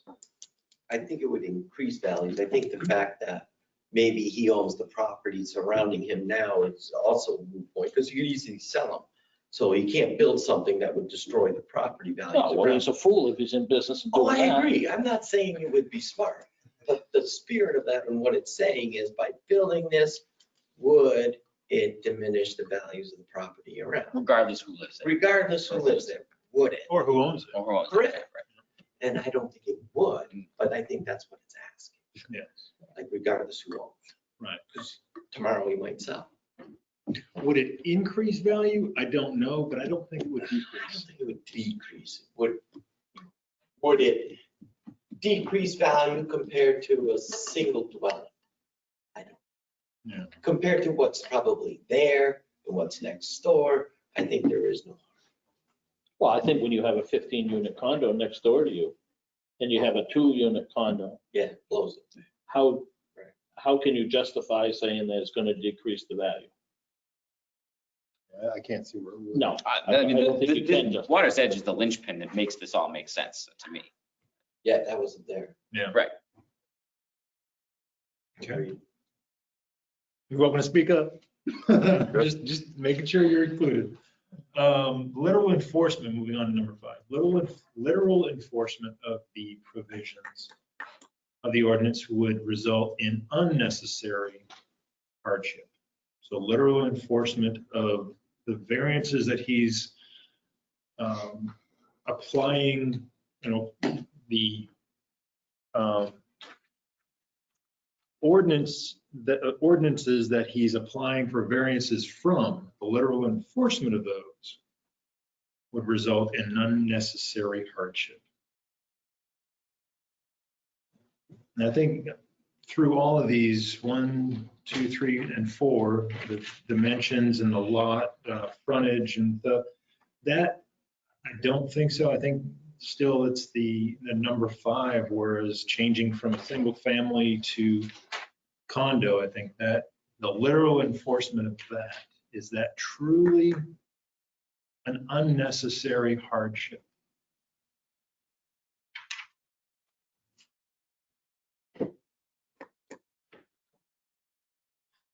This one always is a struggle for me, because what's the definition of hardship?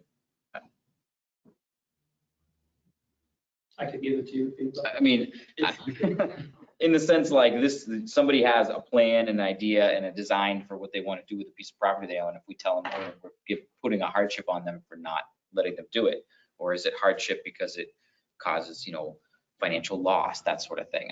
It's just such a, it sort of kills me every time. I think it would Hardship always can be in many that way. forms, I think. Like if you deny anyone, everyone has spent money to be here, then they would, that's that, again, why would you put that there? I think it's talking about, is this the only thing he can do with the land? Mm-hmm. And if denying him, then we're saying he can't build on it. That would be an undue. So on the back of the sheet, the variance criteria, definition of unnecessary hardship set forth in paragraph 5 shall apply whether the provision of the ordinance from which a variance is sought is a restriction on use, dimensional or other limitation on a permitted use, or any other any other requirement of the ordinance.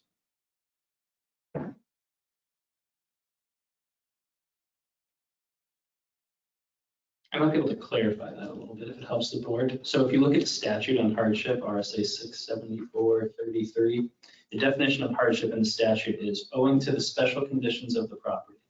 There's no fair and substantial relationship between those regulations and their application here. And again, it comes down to sort of character of the area. So if you're looking at the use variance in the hardship part of that, it's owing to the special conditions of this property. Is there a fair and substantial reason why this applicant can't have a 2-unit condominium? We would say no, because there's condominiums all over the place. We don't think it would be fair or a substantial reason to say this property can't have a 2-unit condominium on it when there's 15 condominium units next door and a 2-unit ADU on the other side. So that's what I'm going by, and that's what you'll see in my written application when we talk about, we address in what context the statutory hardship definition. Fair and substantial relationship between the general public purposes of the ordinance provision and the specific application of the provision.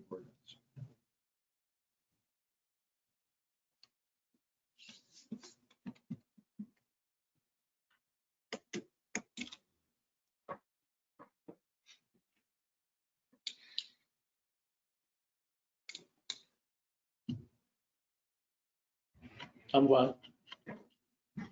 I think Brian's fine. Been I'm quiet good. over here. I'm good. Yeah, I'm good. Okay. I'm good, yeah. All right, so we've discussed through the variances. So I think at this point, we'll just go through each of the variance applications, 1 through 5, and specifically state. Wouldn't that be a vote? Yeah, you can go through and vote on each criteria as a group, and if someone has an exception, and you want to try and take it as a group and see how it goes, someone can say they agree to all of them except one, and then you just have to take it separately. You can try going that route versus taking a vote on each one. I don't know how the board's gonna fall on that, so you might have a better feel how that's gonna go, or you vote on each criteria for each one. If you think they're gonna fall differently.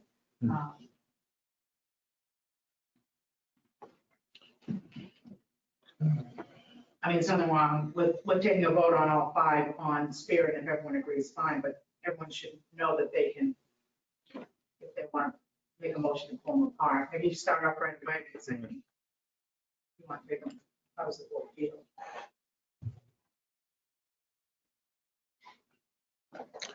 I mean, it wouldn't take that long to vote on each. Yeah, Just take so- a vote on each one, on each issue, and get the tallies, and maybe that's the cleanest way Yeah. to know that you're all. Yeah, I just want to make sure we do it Yeah. on record and all clean, so it's not Because you haven't confusing. done it as a group, but they've probably been more consistency with the type of variance, like was Right. just 2 different setbacks.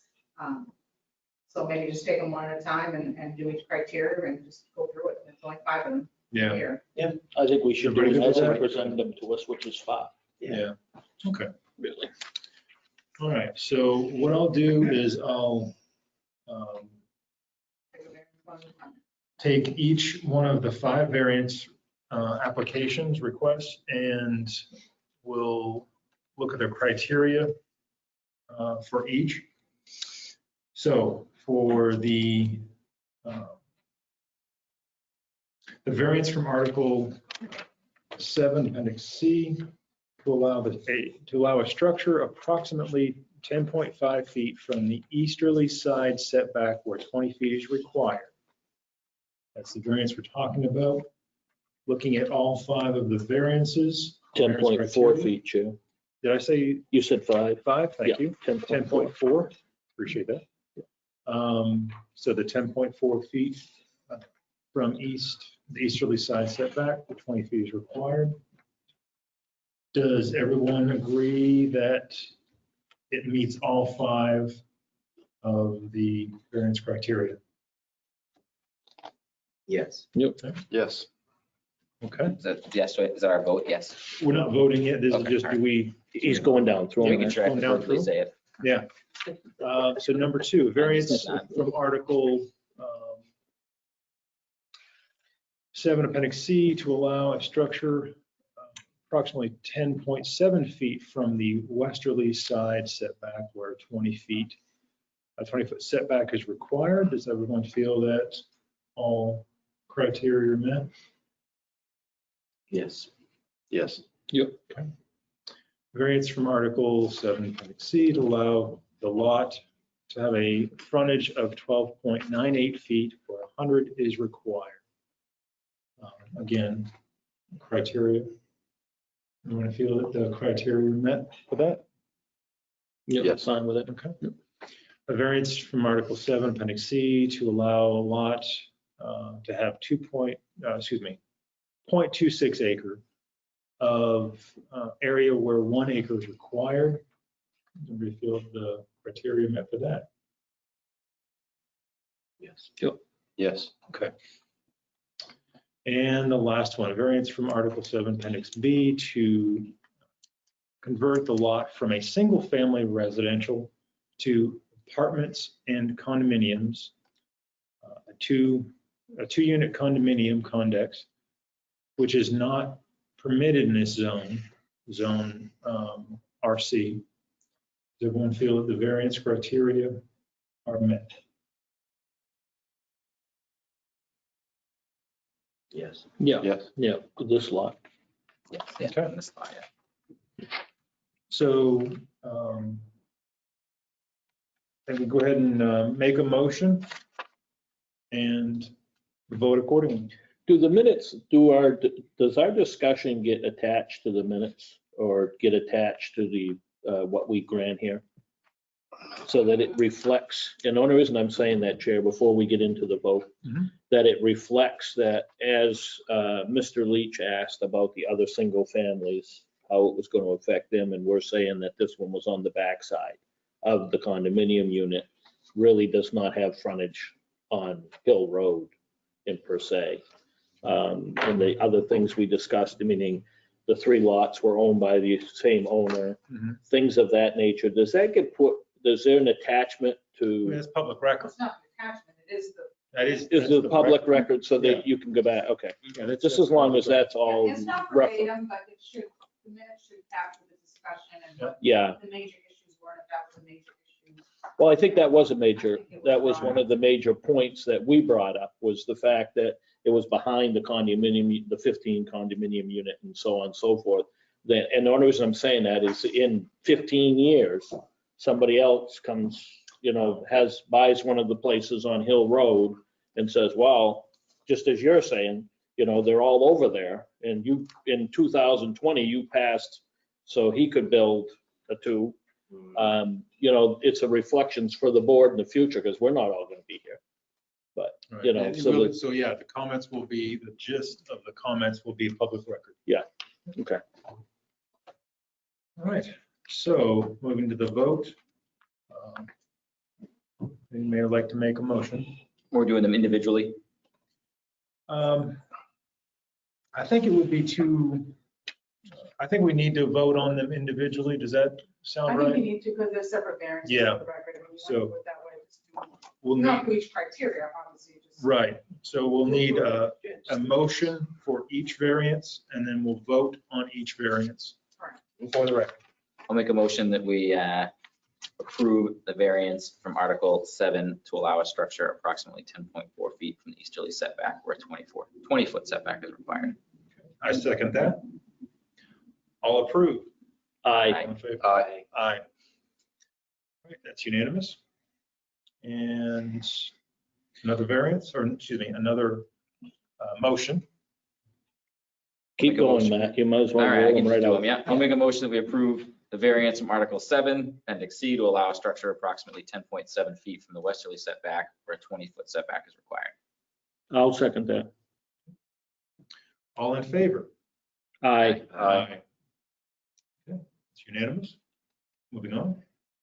Make a motion that we accept the variance from Article 7, Appendix C, to allow the lot to have a frontage of approximately 12.98 feet where 100 feet is required. Can we just amend that to say 150 if the board is, I believe it's 150. We have kind of a little discrepancy on it, but. I amend it to a variance from Article 7, Appendix C, to allow the lot to have a frontage of approximately 12.98 feet where 150 feet is required. Before we second that, just because it's a change, and I just want to make it fair to everyone on the board, does anybody have any concerns about that change? Just so it's on the record. No, I mean, if it's the real Yeah. meeting, if that's the The real. ambiguity in the chart is that, like, residential has 100/200. So meaning 100 if it has sewer and 200 if it doesn't have sewer. And I think it's, there's a couple districts that are listed like that in the chart. Under this district, it just says 150. And there's a note that says the 100 pertains to sewer and the 200 pertains to not sewer. It doesn't say anything about 150. So it's clear. So I think it's. In a muddy way. 150. He's thinking the 100 applies to anything with sewer. Just for the record, the applicant believes that it's 100, but I do see where there can be room for a different opinion. So that's It's all. not a. So that's the worst case. Model so I of just Yeah, think- no, it's good to have it discussed. I just wanted to note our position on the record. Thank you. If we grant the 50 feet, I mean, it saves the bureaucratic hurdle of. Exactly. I mean, we could say 100 and then it can go back and say, no, it's supposed to be 150, but Worst only case do is 150. So 150. So yeah, I think Okay. I'm okay with that I don't think change. It still doesn't Substantially change changes the 12.98 feet and where it comes out. That doesn't so. change. Well, So, of course, and I think my only concern is if someone came back and appealed that Yeah. it was supposed to be 150 and, you know. Yeah, it's good. it's fine. Yeah, It's good. It's good to cover the bases. So, Yeah. Your motion? Yeah, I can say it again. I make a motion that we accept the variance from Article 7, Appendix C, to allow the lot to have a frontage of approximately 12.98 feet where 150 feet is required. I second that. All in favor? Aye. Aye. Okay. Moving on. I make a motion, we accept the variance from Article 7, Appendix C, to allow the lot to have approximately 0.26 acres of area where 1 acre is required. I second that. All in favor? Aye. Aye. Last. And I make a motion that we accept a variance from Article 6, Appendix B, to allow the lot to be used for purposes of residential apartment and condominiums, which is not a permitted use in the resort commercial zone. I'll second that. All in favor? Aye. Aye. And I do oppose that one, but it still passes. So that's all. Thank you very much. Thank you.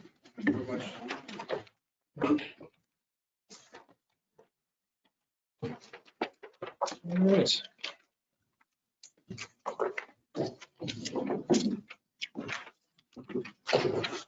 Good luck with your project. Thank you.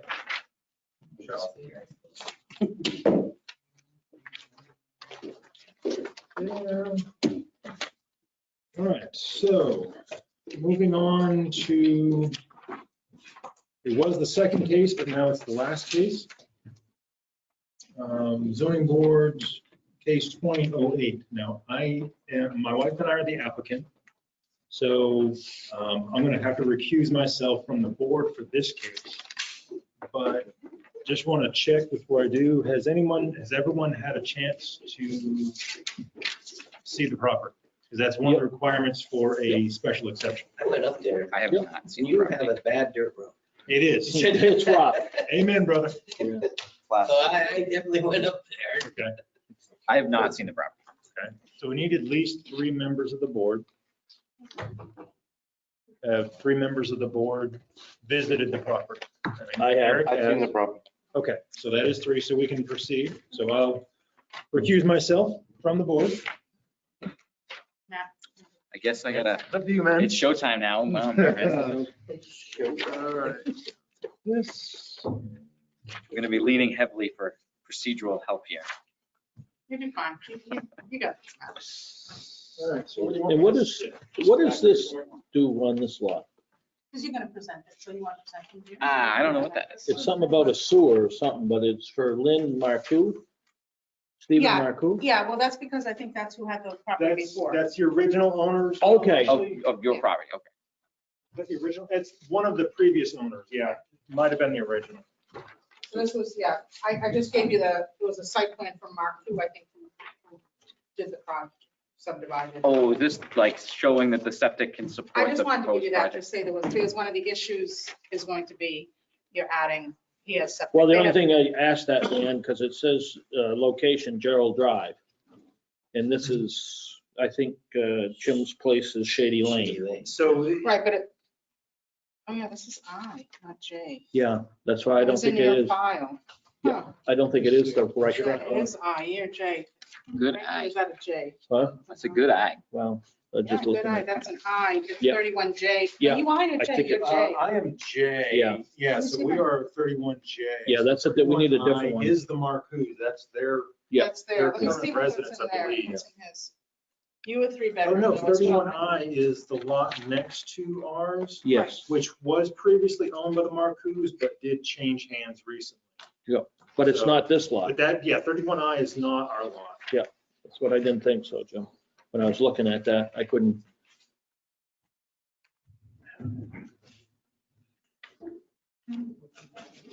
So I'll be the applicant now, so I'll stop talking.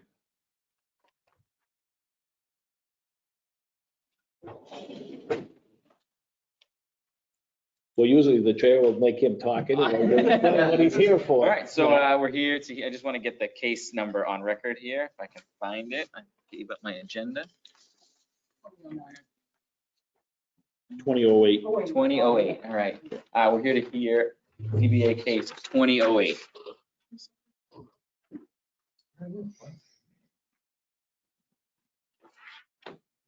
This is his septic plan. I don't know.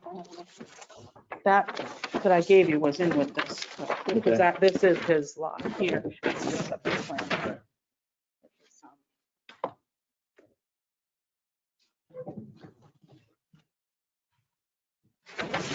Whenever you're ready. Okay, so there's two applications.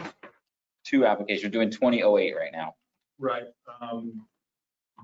There's a special exception and a variance.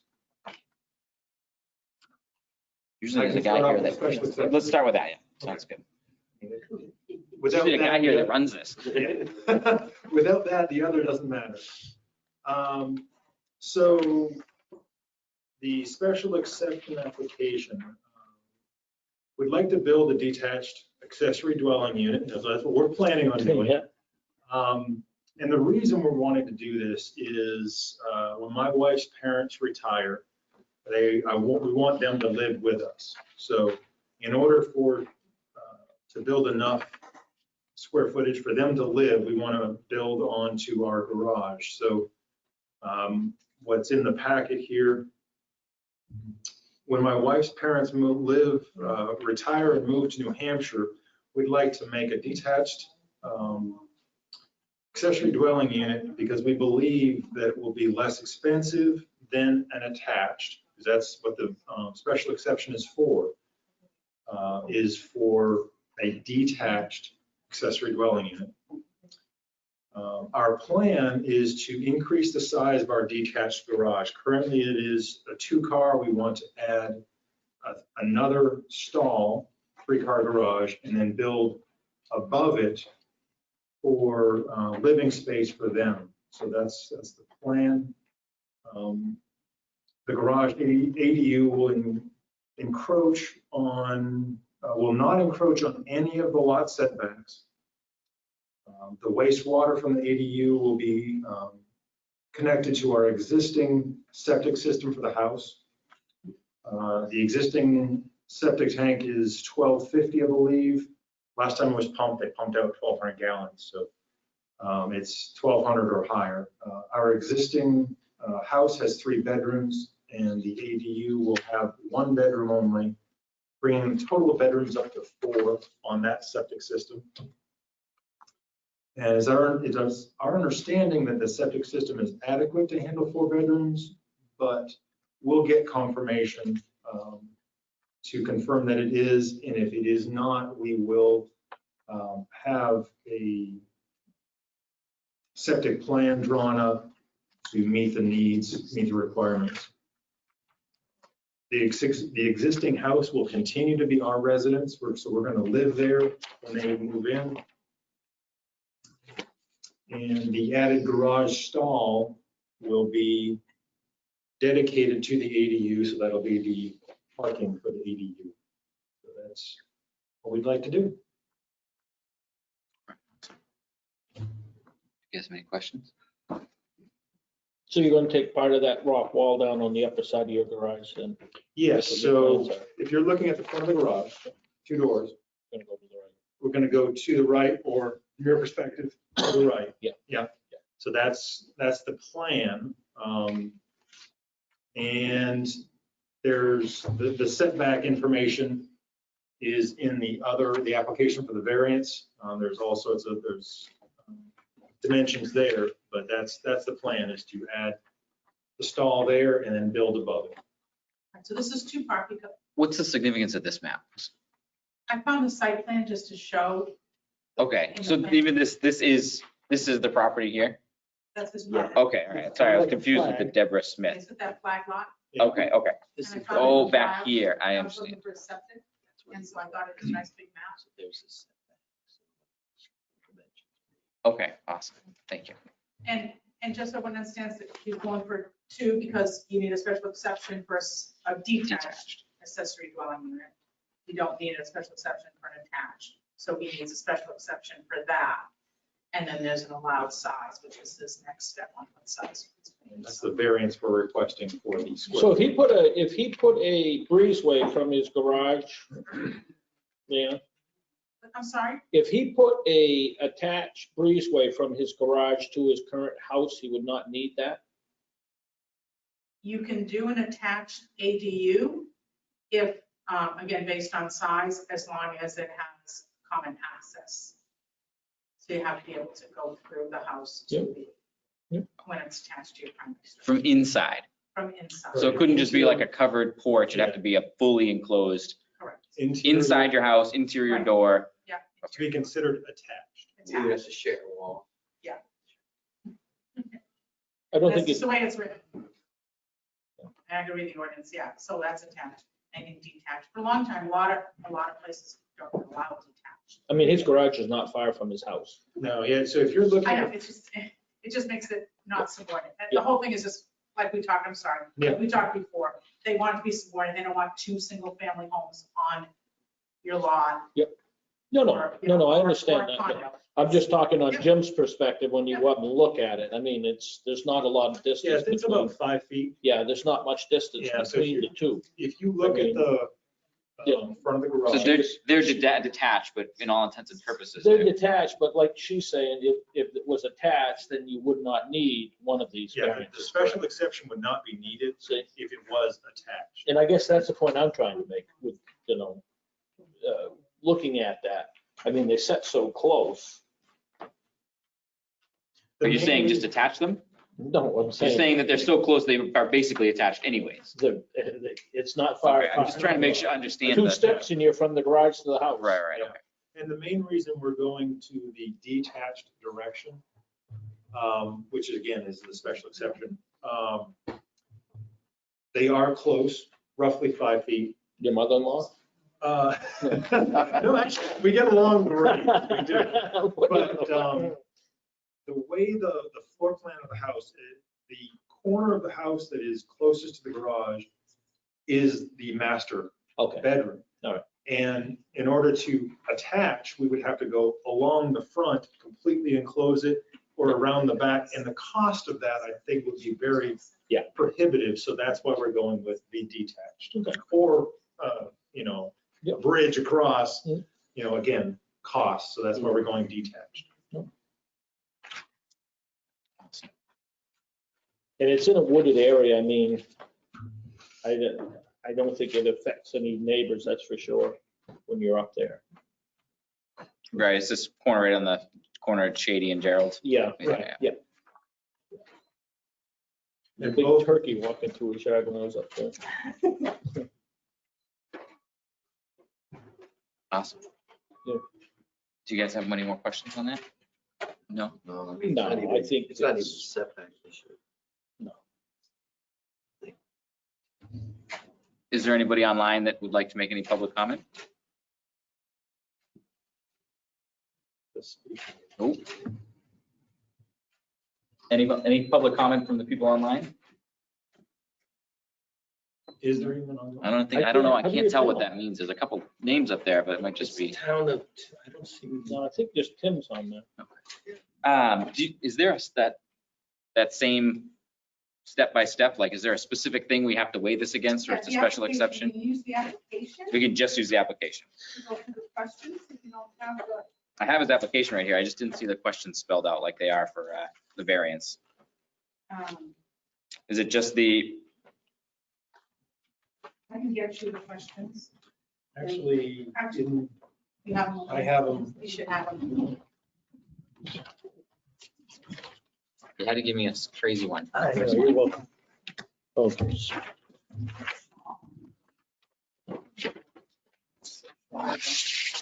He has that now in his folder, but. Okay, Special exception okay, to, 11. I have it. Do you want to look at that, Brian? okay, these are just 8 right here. Just replace mine. Yeah. And you will have all this in your How much it packet. You costs? should have a book like this. I think it's in here now, 400. so Okay, I you will just be saw able to that. have what he has. You have that page on Yeah, I sent your, you. Yeah. where is She it? also- I had his right out. I just don't have the questions that we weighed him against. That was the thing. Oh, maybe it was in there. You all have them now. Yeah, it's here.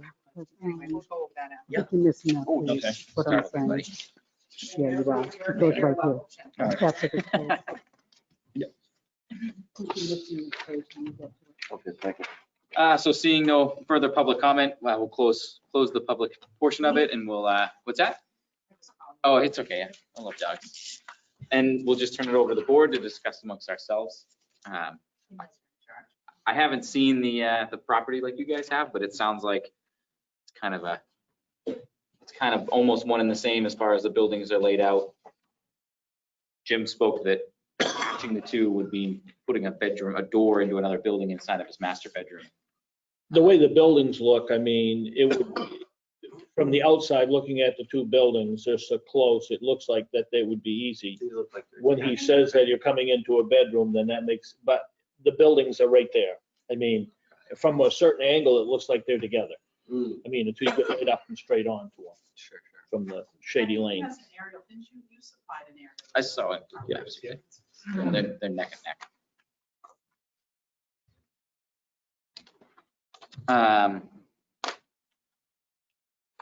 All right, well, I'm just gonna follow Jim's lead on this and just go line by line on these and we can make our comments on them and see where we stand. The specific site is an appropriate location for such use. I think so. Yeah. He already has a 2-car garage there and he's putting an addition and it's right next to the house, so. He's not encroaching, so. No. Not even, is nothing. No, I mean, literally just whether or not it's attached to the building or not is all we're talking about here. It's not building a new building, not anything. And can I just make one comment? Yeah, Just for so you sure. Understand when you're reading the questions. A special exception is different from a variance because he's not, a special exception is something that's allowed by special exception versus a variance, which you're giving something that's not allowed. Yes. So this is allowed as long as he meets those criteria. So it's a little bit different. He's supposed to meet the criteria, but it's kind of the other way. It's allowed with. You have to find a reason not to do it rather than find Right, ways it's to allow allowed it. with these, Sure. with this, this is like a guarantee of that he meets that criteria. Where a variance, it's like, it's not allowed, and then they have to show that they're, a hardship or whatever. So it's a little different. Okay, thank you. No factual evidence is found that the property values in the district would be reduced due to incompatible land use. No. There's no valid objection from the abutters based on demonstrable fact. I don't even see any abutters around here. No. Yeah, no one was online. No. No nuisance or hazard is involved. No. Adequate and appropriate facilities will be provided for the proper operation of the proposed use. Seems like it's been pretty well spelled out. You said that your septic plan allows for that, a bedroom. Well, actually, this doesn't even pertain to that because it's not because there's nothing to do with it's just the attachment is all this is. Well, it's allowing an ADU that's detached. So you can take that into consideration and understand that if he doesn't have the proper septic, he doesn't have to put a new septic in. He just has to show that he has a plan that can accommodate 4-bedroom. And if he has it already, that's fine. If not, he just has to have a plan in place. So when his septic fails, they can fit a septic system in his property that can accommodate the 4-bedroom. So. Okay. That also spells out the last one, which is there is adequate area for safe and sanitary sewage disposal. Oh, there is one more. Everybody's all good with the last one? Right? Yeah. Operations in connection with such a use shall not be more objectionable to nearby properties by reason of noise, fumes, odor, or vibration than would be the operation of any permitted uses in the district, which are not subject to special exemption procedures. Still driving cars in and out, it's the same thing. Yep. Awesome. Can we just make a motion now at this point? And also make a motion, yep. We can move on. As long as you guys, I'll make a motion that we grant the special exemption per Article 10.8 to allow a detached accessory dwelling unit above a garage. second. I'll second that. Any discussion? None? All right, we'll vote. All those in favor? Aye. Opposed? I have a question. As we stated, we're going to do it detached. And the plan is to do it above the garage. But we haven't drawn up any plans. So if it is more financially feasible to do it behind the garage or whatever, does it still have to be above the garage? I don't think so, as long as you're not in the setbacks. Then you're good. Yeah, we're not going to touch the setbacks. We're still going to do detached, but we just don't know exactly how this is going to lay out because of, structure, because of money, because of, but it's still going to be detached and within all setbacks. So the way I view it is the special exception was granted for detached based on the fact that you have septic, there's going to be no nuisance, you're. And you're building on your garage. You're in the woods, yeah. Was in the woods and you have, what do you have, 2 acres then? 2.3. Yeah, so percentage wise. Yeah, you got plenty of land. Yeah. So I guess unless, trying to think of what you would do that would be obnoxious or a nuisance if you put. But I see what Jim's saying. Jim's saying with the language we used, it said above the garage. Should we have used language, Well, you proposed dwelling it that unit? way, though, I know he proposed it, but I'm just saying his mind's going right now. Well, no, because we just don't know. That's the plan, Yeah. but we don't know how it's going to play out with, the different costs and, Yep. Is there a ledge? Maybe we can't do something. Maybe we can't go that direction on the Yep. garage because there's ledge down there. We don't. But I do know that we are not going to attach it. And I do know that we are not going to interfere with any of the setbacks. And it's going to attach the sewer to the existing home system, and we are going to continue to live there, and there's going to be parking for the ADU. I know all of that is going to be the case. It's just exactly where and how it lays out, I don't know that exactly yet. So I don't think that matters. To me, Because it's still an ADU unit a separate unit from his house on the land that we gave him the special exception. I feel the same way. So. I just know if that made a difference. I think that's fine. Okay. You look like you're thinking over there. I was thinking that, should there be a plan in place? Is this vague or not? Kind of like you were saying. And so you end up going to all of a sudden decide not to build on the top of the garage and build off the back of it because you decide, oh, it's not very healthy living above automobiles and the fumes of automobiles, which is very true. You want to foam seal that. Mhm. But yeah, I don't know. It wouldn't matter. You don't think it's great. I'm just perplexed. I'm like, it's not really a plan. It's an idea. How much of a plan should we have? I see what you're saying. Right. It's an idea. It's not. I don't know the answer to that. I don't see anything that as long as you're within your setbacks, I guess I kind of like, to me, it doesn't matter if it's above the garage or I not. don't really care either. Just, because if he builds on the front of it or builds on behind of it, it's still been the setbacks. It's still in what it's asking for. No matter what happens, Eric, it's still going to be 2 buildings on the one lot. Right. That's the way to look at it. He's got 2 buildings on the one lot now. I just And it's didn't know if it basically, needed to be depends one on the square. size of I don't the think so. second building. It's going to be whether you go up or whether you go back. It's still 2 separate buildings. It's going to be the same size, 1198 square feet. So It wouldn't be if he goes off. Well, that's the next, the application for the variance. Yeah. Talks about square footage. Well, I feel clear as mud right now. I don't think it matters.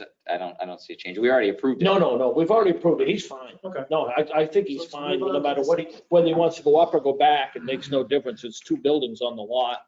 He can't go within setbacks and he's not gonna, no matter what he does, he's not gonna be within the setbacks, so. There's nothing that any variance he needs on anything with setback, so he can go ahead and do whether he goes back or whether he goes up. All right, moving on to the variance. We have a request for a variance from, is it spelled out here? Article 10.8. Article 10.8. There it is. I'm not sure, am I supposed to read it all out loud or does he do that? I would say, would you like to speak? Would you like to speak to your variance? So you can read the variance into the record though, so that if there were public watching, they know what variance you're addressing. You have it? Just the Article Right on the agenda 10.8. Or right on my staff report, either one. Boy, I have a hard time keeping track of all this. I know your papers.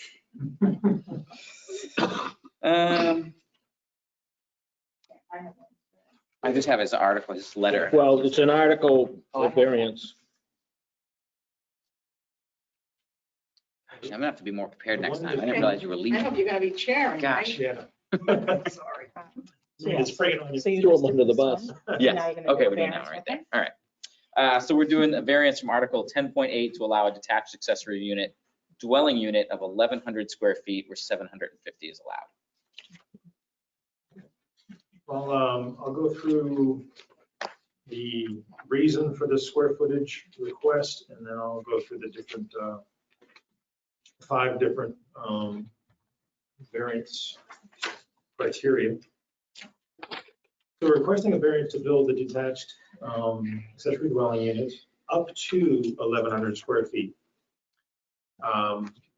which is basically an additional 350 square feet beyond the allowed 750. Now, the numbers are a little bit different. When we did it today, Yeah. either way, you're over the. Yeah, I mean, either way, I mean, I think the numbers that she has on your sheets indicates the percentage of 752 or something like that. Right, comes to 752 and not Because of- 750, which would be higher. So Right. You're actually allowed 752. Yeah. Not 750. So it's 35% of the floor area is how the ordinance is written. And the confusion there is what is floor area? Do you count basement? Do you count court? You know, and hopefully I'm looking to do just an aside, an amendment to this ordinance to make it clearer what we count, primary, living space, whatever. But no matter how we do the calculation, he's over that with 1,100. So the ordinance is written, it's 35% of the floor area or 750 square feet, whichever is greater. So, yeah, so he's 752 if you do the math, and it's 750, so. he wants more So than that. what I can build with, the size of an ADU I can build without asking for any permission is 752 square feet. What I'm asking for is an additional 350, I'll keep with round numbers, to build up to 1,100 square feet. The reason I'm asking for this, our existing square footage percentage, let's see, square footage article allow us to build 750. The reason we're asking for this additional 350 is because of the plan we're looking at. An additional car garage. And the reason we wanted to add one car garage usable by the ADU is because my wife's parents, they've lived in the South all their life, and they're now moving to a northern climate. I grew up here, so I'm fine with that, but they've never have. So we want to make it as enjoyable of a retirement years as possible and giving them a garage to use, and that'll be dedicated to them. So that third stall will be for them. So given that, add a third stall, and that footprint, our current garage is 28 deep by 24 wide. And if we were to add another stall, which is roughly 12 feet, plus space for interior stairs, which is about 16 feet, that total is 40 by 28, which is 1,120 square feet. So that's why we're asking for the up to 1,100, because that's going to be the footprint of the garage, is what we want to do. Granted, I don't know what's over there and how deep we can dig, but that's what we want to do. So that's the reason for the 1,100. That's where that number came from. And also due to roof lines and the other layouts of the roof and the structure with dormers and how we build it out, that's why I'm asking for up to 1,100, because we're not gonna just make a square on top of it and do straight 1,100, because we're gonna do some roof texture and dormers and things like that, so it won't be exactly. We just don't know exactly what it's going to be. That's going to be the footprint. So we'd like to go up to 11, but it's likely going to be less because of dormers. We just don't know exactly. So again, the in-laws have never lived in northern climate, so that's why we'd like to do the garage. That's the reason we're asking for this. So now going through the different criteria, granting the variance would not be contrary to public interest because granting this variance would not be contrary to public interest because the additional 350 square foot of living space would not be a hazard, wouldn't be a nuisance. It wouldn't produce undue drain on town resources, and would actually add additional residents to the town. It would increase the tax base also because the property values, if we do this, our taxes are going to go up. If the variance were granted, the spirit of the ordinance would be observed because our neighborhood is comprised of a variety of types of home structures, but they all have the appearance of a single family home. And our intent is to continue that and to make this look as a single family home and not an apartment. Exterior stairs or anything like that. It's going to look as we've just increased our garage size for space. Number 3, granting variance would do substantial justice because 350 additional square feet that we were requesting is approximately the size of a single car garage. And it's our belief that our 2.3 acres of wooded lot has plenty of space to absorb that additional 350 square feet. It's not going to crowd any of our neighbors. We're not going to be close to any of our setbacks. And we also believe that the addition of 2 retired adults in the private community, I mean, these are both private roads, by the way, that additional traffic would not negatively impact the neighbors. It would negatively impact the feel of the neighborhood either. And so, and on the other hand, the injury to us, the substantial justice component is if we weren't able to do this, if the variance weren't allowed, they're retiring and they're moving up. They're going to be living with us. So if we can't do this here, we're going to have to find a way to do this likely at a different home. So we're going to have to sell our home and we're going to have to move to make place for them to live. So that would be the hardship on us. We believe that the ADU would not have a negative impact to the surrounding property values, and it would likely increase them, is our understanding. Necessary hardship. We believe that the wooded setback of our lot and its size are conducive to absorb this square footage. It's not going to be a negative impact to the town or our neighbors, and the feel of the neighborhood is not going to be drastically changed by this, is our intent and our understanding. And the relationship to our neighbors, neither the town or the neighbors will be harmed in any way by the square footage. And we're private well, private septic, and that's it. Awesome, thank you. I don't see anybody in the public or anyone online, so So you can just open the public hearing. we'll open the public hearing. But seeing no public comment, we'll close it and turn it over to us. In the interest of maintaining Jim's perfect routine of going line by line, want to just start with that? Granting the variance would not be contrary to the public interest. And just so on my understanding, you're proposing like roughly a Cape style garage with dormers on the front type thing, single 1.5 story. It's kind of the Yeah, that's the just feel. so I I have mean, the it's not right gonna be, image in my brain. we want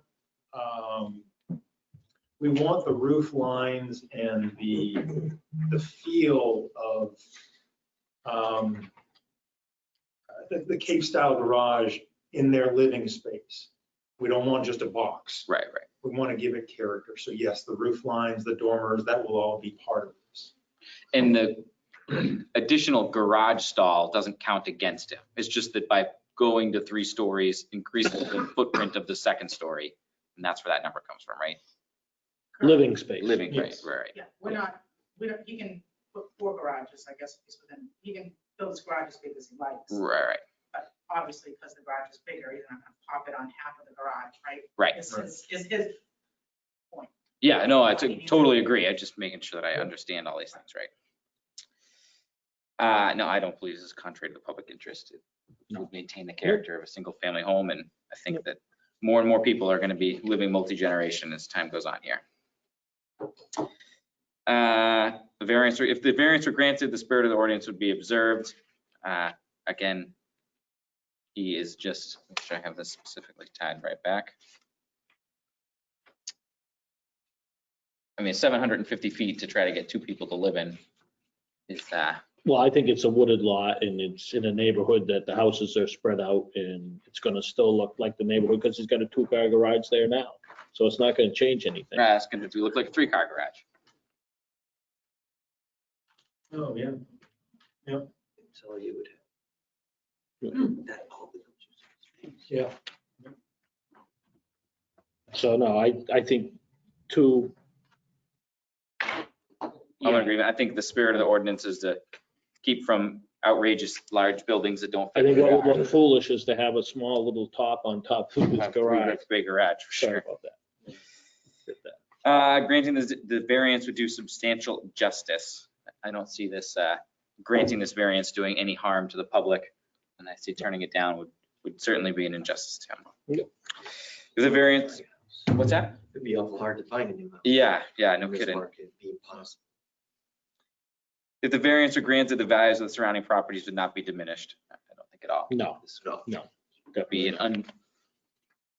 no change, if not an increase. And an unnecessary hardship owing to a special condition of the property that distinguishes it from other properties in the area. Denial of variance would result in unnecessary hardship. I think it is a hardship on him if we don't allow it. Because he's trying to bring his in-laws and as he stated, if it doesn't work here, it's gonna have to work somewhere. And I think it's commendable that he's willing to take his in-laws in Sure. and have them there, which is nice. Awesome. Gone through all 5? Yep. Somebody want to make a motion? I'll make a motion that a variance from Article 10.8 to allow a detached accessory dwelling unit of 1,100 square feet where 750 square feet is allowed. Can you just say up to 11 square feet? No, a unit of 1,100. I think he's asking for up to, though. Oh, what's that of? Yeah. Up to, okay. Make it up to. Okay, I'll reword that then. I make a motion to grant a variance from Article 10.8 to allow a detached accessory dwelling unit up to 1,100 square feet where 750 square feet is allowed. Second. Okay. Any discussion? None? All right, put to a vote. Those in favor? Aye. Aye. Those opposed? None? Success. Thank you. Good job, Matt. Actually, it's a good thing that he was the first one. I want to see the plans. Yeah, me too. So a couple of things before you guys, I know it's late, so I'm not keeping long, just a couple quick things. Eric, I'll get a ride home with you because I Yeah. walk. You all have folders separate folders besides the, Yep. but there's also another folder that Janice was nice enough to do up for everyone. And in there is the zoning ordinance. Okay. And if everyone kind of can learn a lesson from Jim, who's very organized with his. He wants to build a binder. So if you have a binder and then you can tab it for your special exception and sit in your ordinances, so you can refer to them, it's good. And you have your questions. Also, the procedures are also in there. You do have zoning board procedures that you can review. And also, the town administrator has asked that everyone review the ethics policy as far as boards. This board obviously has no issue with that, but. Do you want us to leave these with our, this? You can leave that. If you don't want any of the information yet. I don't need. Yeah, we don't need that. But that way you I can don't need reuse it. Yeah, absolutely. So that was just one thing. So if everyone takes that and you have a book. And the second thing is just quickly on special exceptions, only because it came up and I know that someone had an issue that they were asked kind of at the last minute to do the Yeah, sidewalk. that was me. Yeah, and I understand that, and I apologize if I didn't communicate that, but in the past, the way sidewalks I've always done with zoning boards is we do it as a two-part meeting. So you come, you decide you need a sidewalk. As a board, you pick a time, because a lot of times you have to access someone's property, or they have to give you a tour. If you're on a wetlands, you have to go in the woods, and the property owner walks you down there, so you usually go as a group. So I'm used to doing it as a second part. If this board is gonna do these sidewalks on their own, I'll try and get that out to you, or we can do them as two parts. So maybe the complex ones, if there's like wetland crossings and that type of thing, where you need to walk in the woods, we'll do it as a group, and then we post it as a meeting, because you're all out there together. If it's simple, these special exceptions, which are a few of them in your ordinance, like this, you can do on your own. I'll try and give you more notice. Okay, I'd like so. to, only thing, Leanne, I'd like to have it as soon as possible, because like on that first Water's Edge we had tonight, I would have liked to have drove up there. I didn't have time today. To drove up, just go around that hill road, just because I haven't been around there for Okay, ages. and is everyone good with, I know we mailed them out this time too, because I never know who's on Zoom, and I emailed them. Did everyone get the packets in the mail? I got it this morning. Oh, you got it this morning? I got it mailed them. yesterday. I got your emails. I got it yesterday, yeah. Those were mailed out I mailed those last week. That's why when you said that too, they're they just slow. got it, yeah. Does everyone still want packets, or is email sufficient? Because again, we don't have to mail stuff. I'm good with email. I'm fine Everybody's with, good with email? email All right. as long as we have a backup here.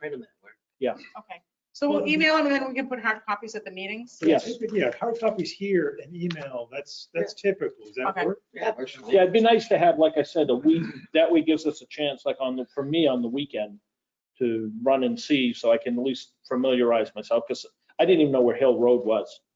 I had to look up and see where, Okay. I mean. Yeah, you We'll gotta try and send those out. Part of the confusion, I think, No, we're not. Yeah, okay. We're Thank you. still in the meeting, okay. part of the confusion, I think, with the email that I sent out about the special exception was, in the past, it's always been, all of us just individually go. Right. But she brings up a good point. There could be a need for a public involvement. We just haven't come across it yet. Okay. So, but I think it's definitely something we need to address. Because the butters are also, I told them, allowed to go Yeah. Oh, on do the sidewalk. Oh, sidewalks. no kidding, okay. But couldn't that be done, like if she sends out an email, within that email, say, this might be a time when we need to put a meeting together or meet before we actually have our meeting here to meet at the site, or? You how could, but would that again, work? it's, the tricky part is the butters. Yes. Right? Okay. So in this case, I don't think it really was an issue. No butters are gonna go look at his property, or if there are butters, they live next door and they know what it looks like. But if you've got a Like piece of development. commercial property, or they Right. want to do a wetland crossing, or they're gonna take it in the woods, then a butters have a right to go and walk along with you and see what's happening. Or conservation, if it's Yeah. wetland, wanna go along and see And the site. That's where the meeting, we come to the regular scheduled meeting and say, okay, we've got to have a site visit, and let's plan that as a public discussion Right. and then make that happen. When is everyone available? So- And then we do it before the next meeting, and then. When we're on one of these tours or whatever you Mhm. want to call it, Can you ask questions? Absolutely. It's a public meeting. I mean, so it's, yes. I know it's a public meeting, but I mean, are we able to ask, like, Of if you see course. something, can you ask a question, or are we That's just the supposed to point. be That's the- observing? That's the reason. Absolutely. Okay. And someone should be taking minutes, Yeah. quasi, when you're doing a walk, if anyone. So keep it has brief. some- Yeah, so keep it brief, right? Yeah, You're no. walking with a pad. But yeah, so it's, absolutely. That's the point of it. So we'll maybe try and find the middle road between what we Yeah. need to, I think you and I, we can talk it out. when we have a special exception like that, Figure just so that you understand. All right. Okay? I'll And make a then if you motion, do- we adjourn. Oh, yeah. I second that. All in favor? Bye. Aye. Cool. All right. Thanks, guys. It's Thank nice you. having a whole board here. Yeah. I have someone new that's interested in being on the board as an alternate, so that's All right. someone can call me. Cool. Thank you, Jim. Thank you. I know. Yeah, we have. Thank you. This conference will now be recorded. Probably one of the longest meetings we've had.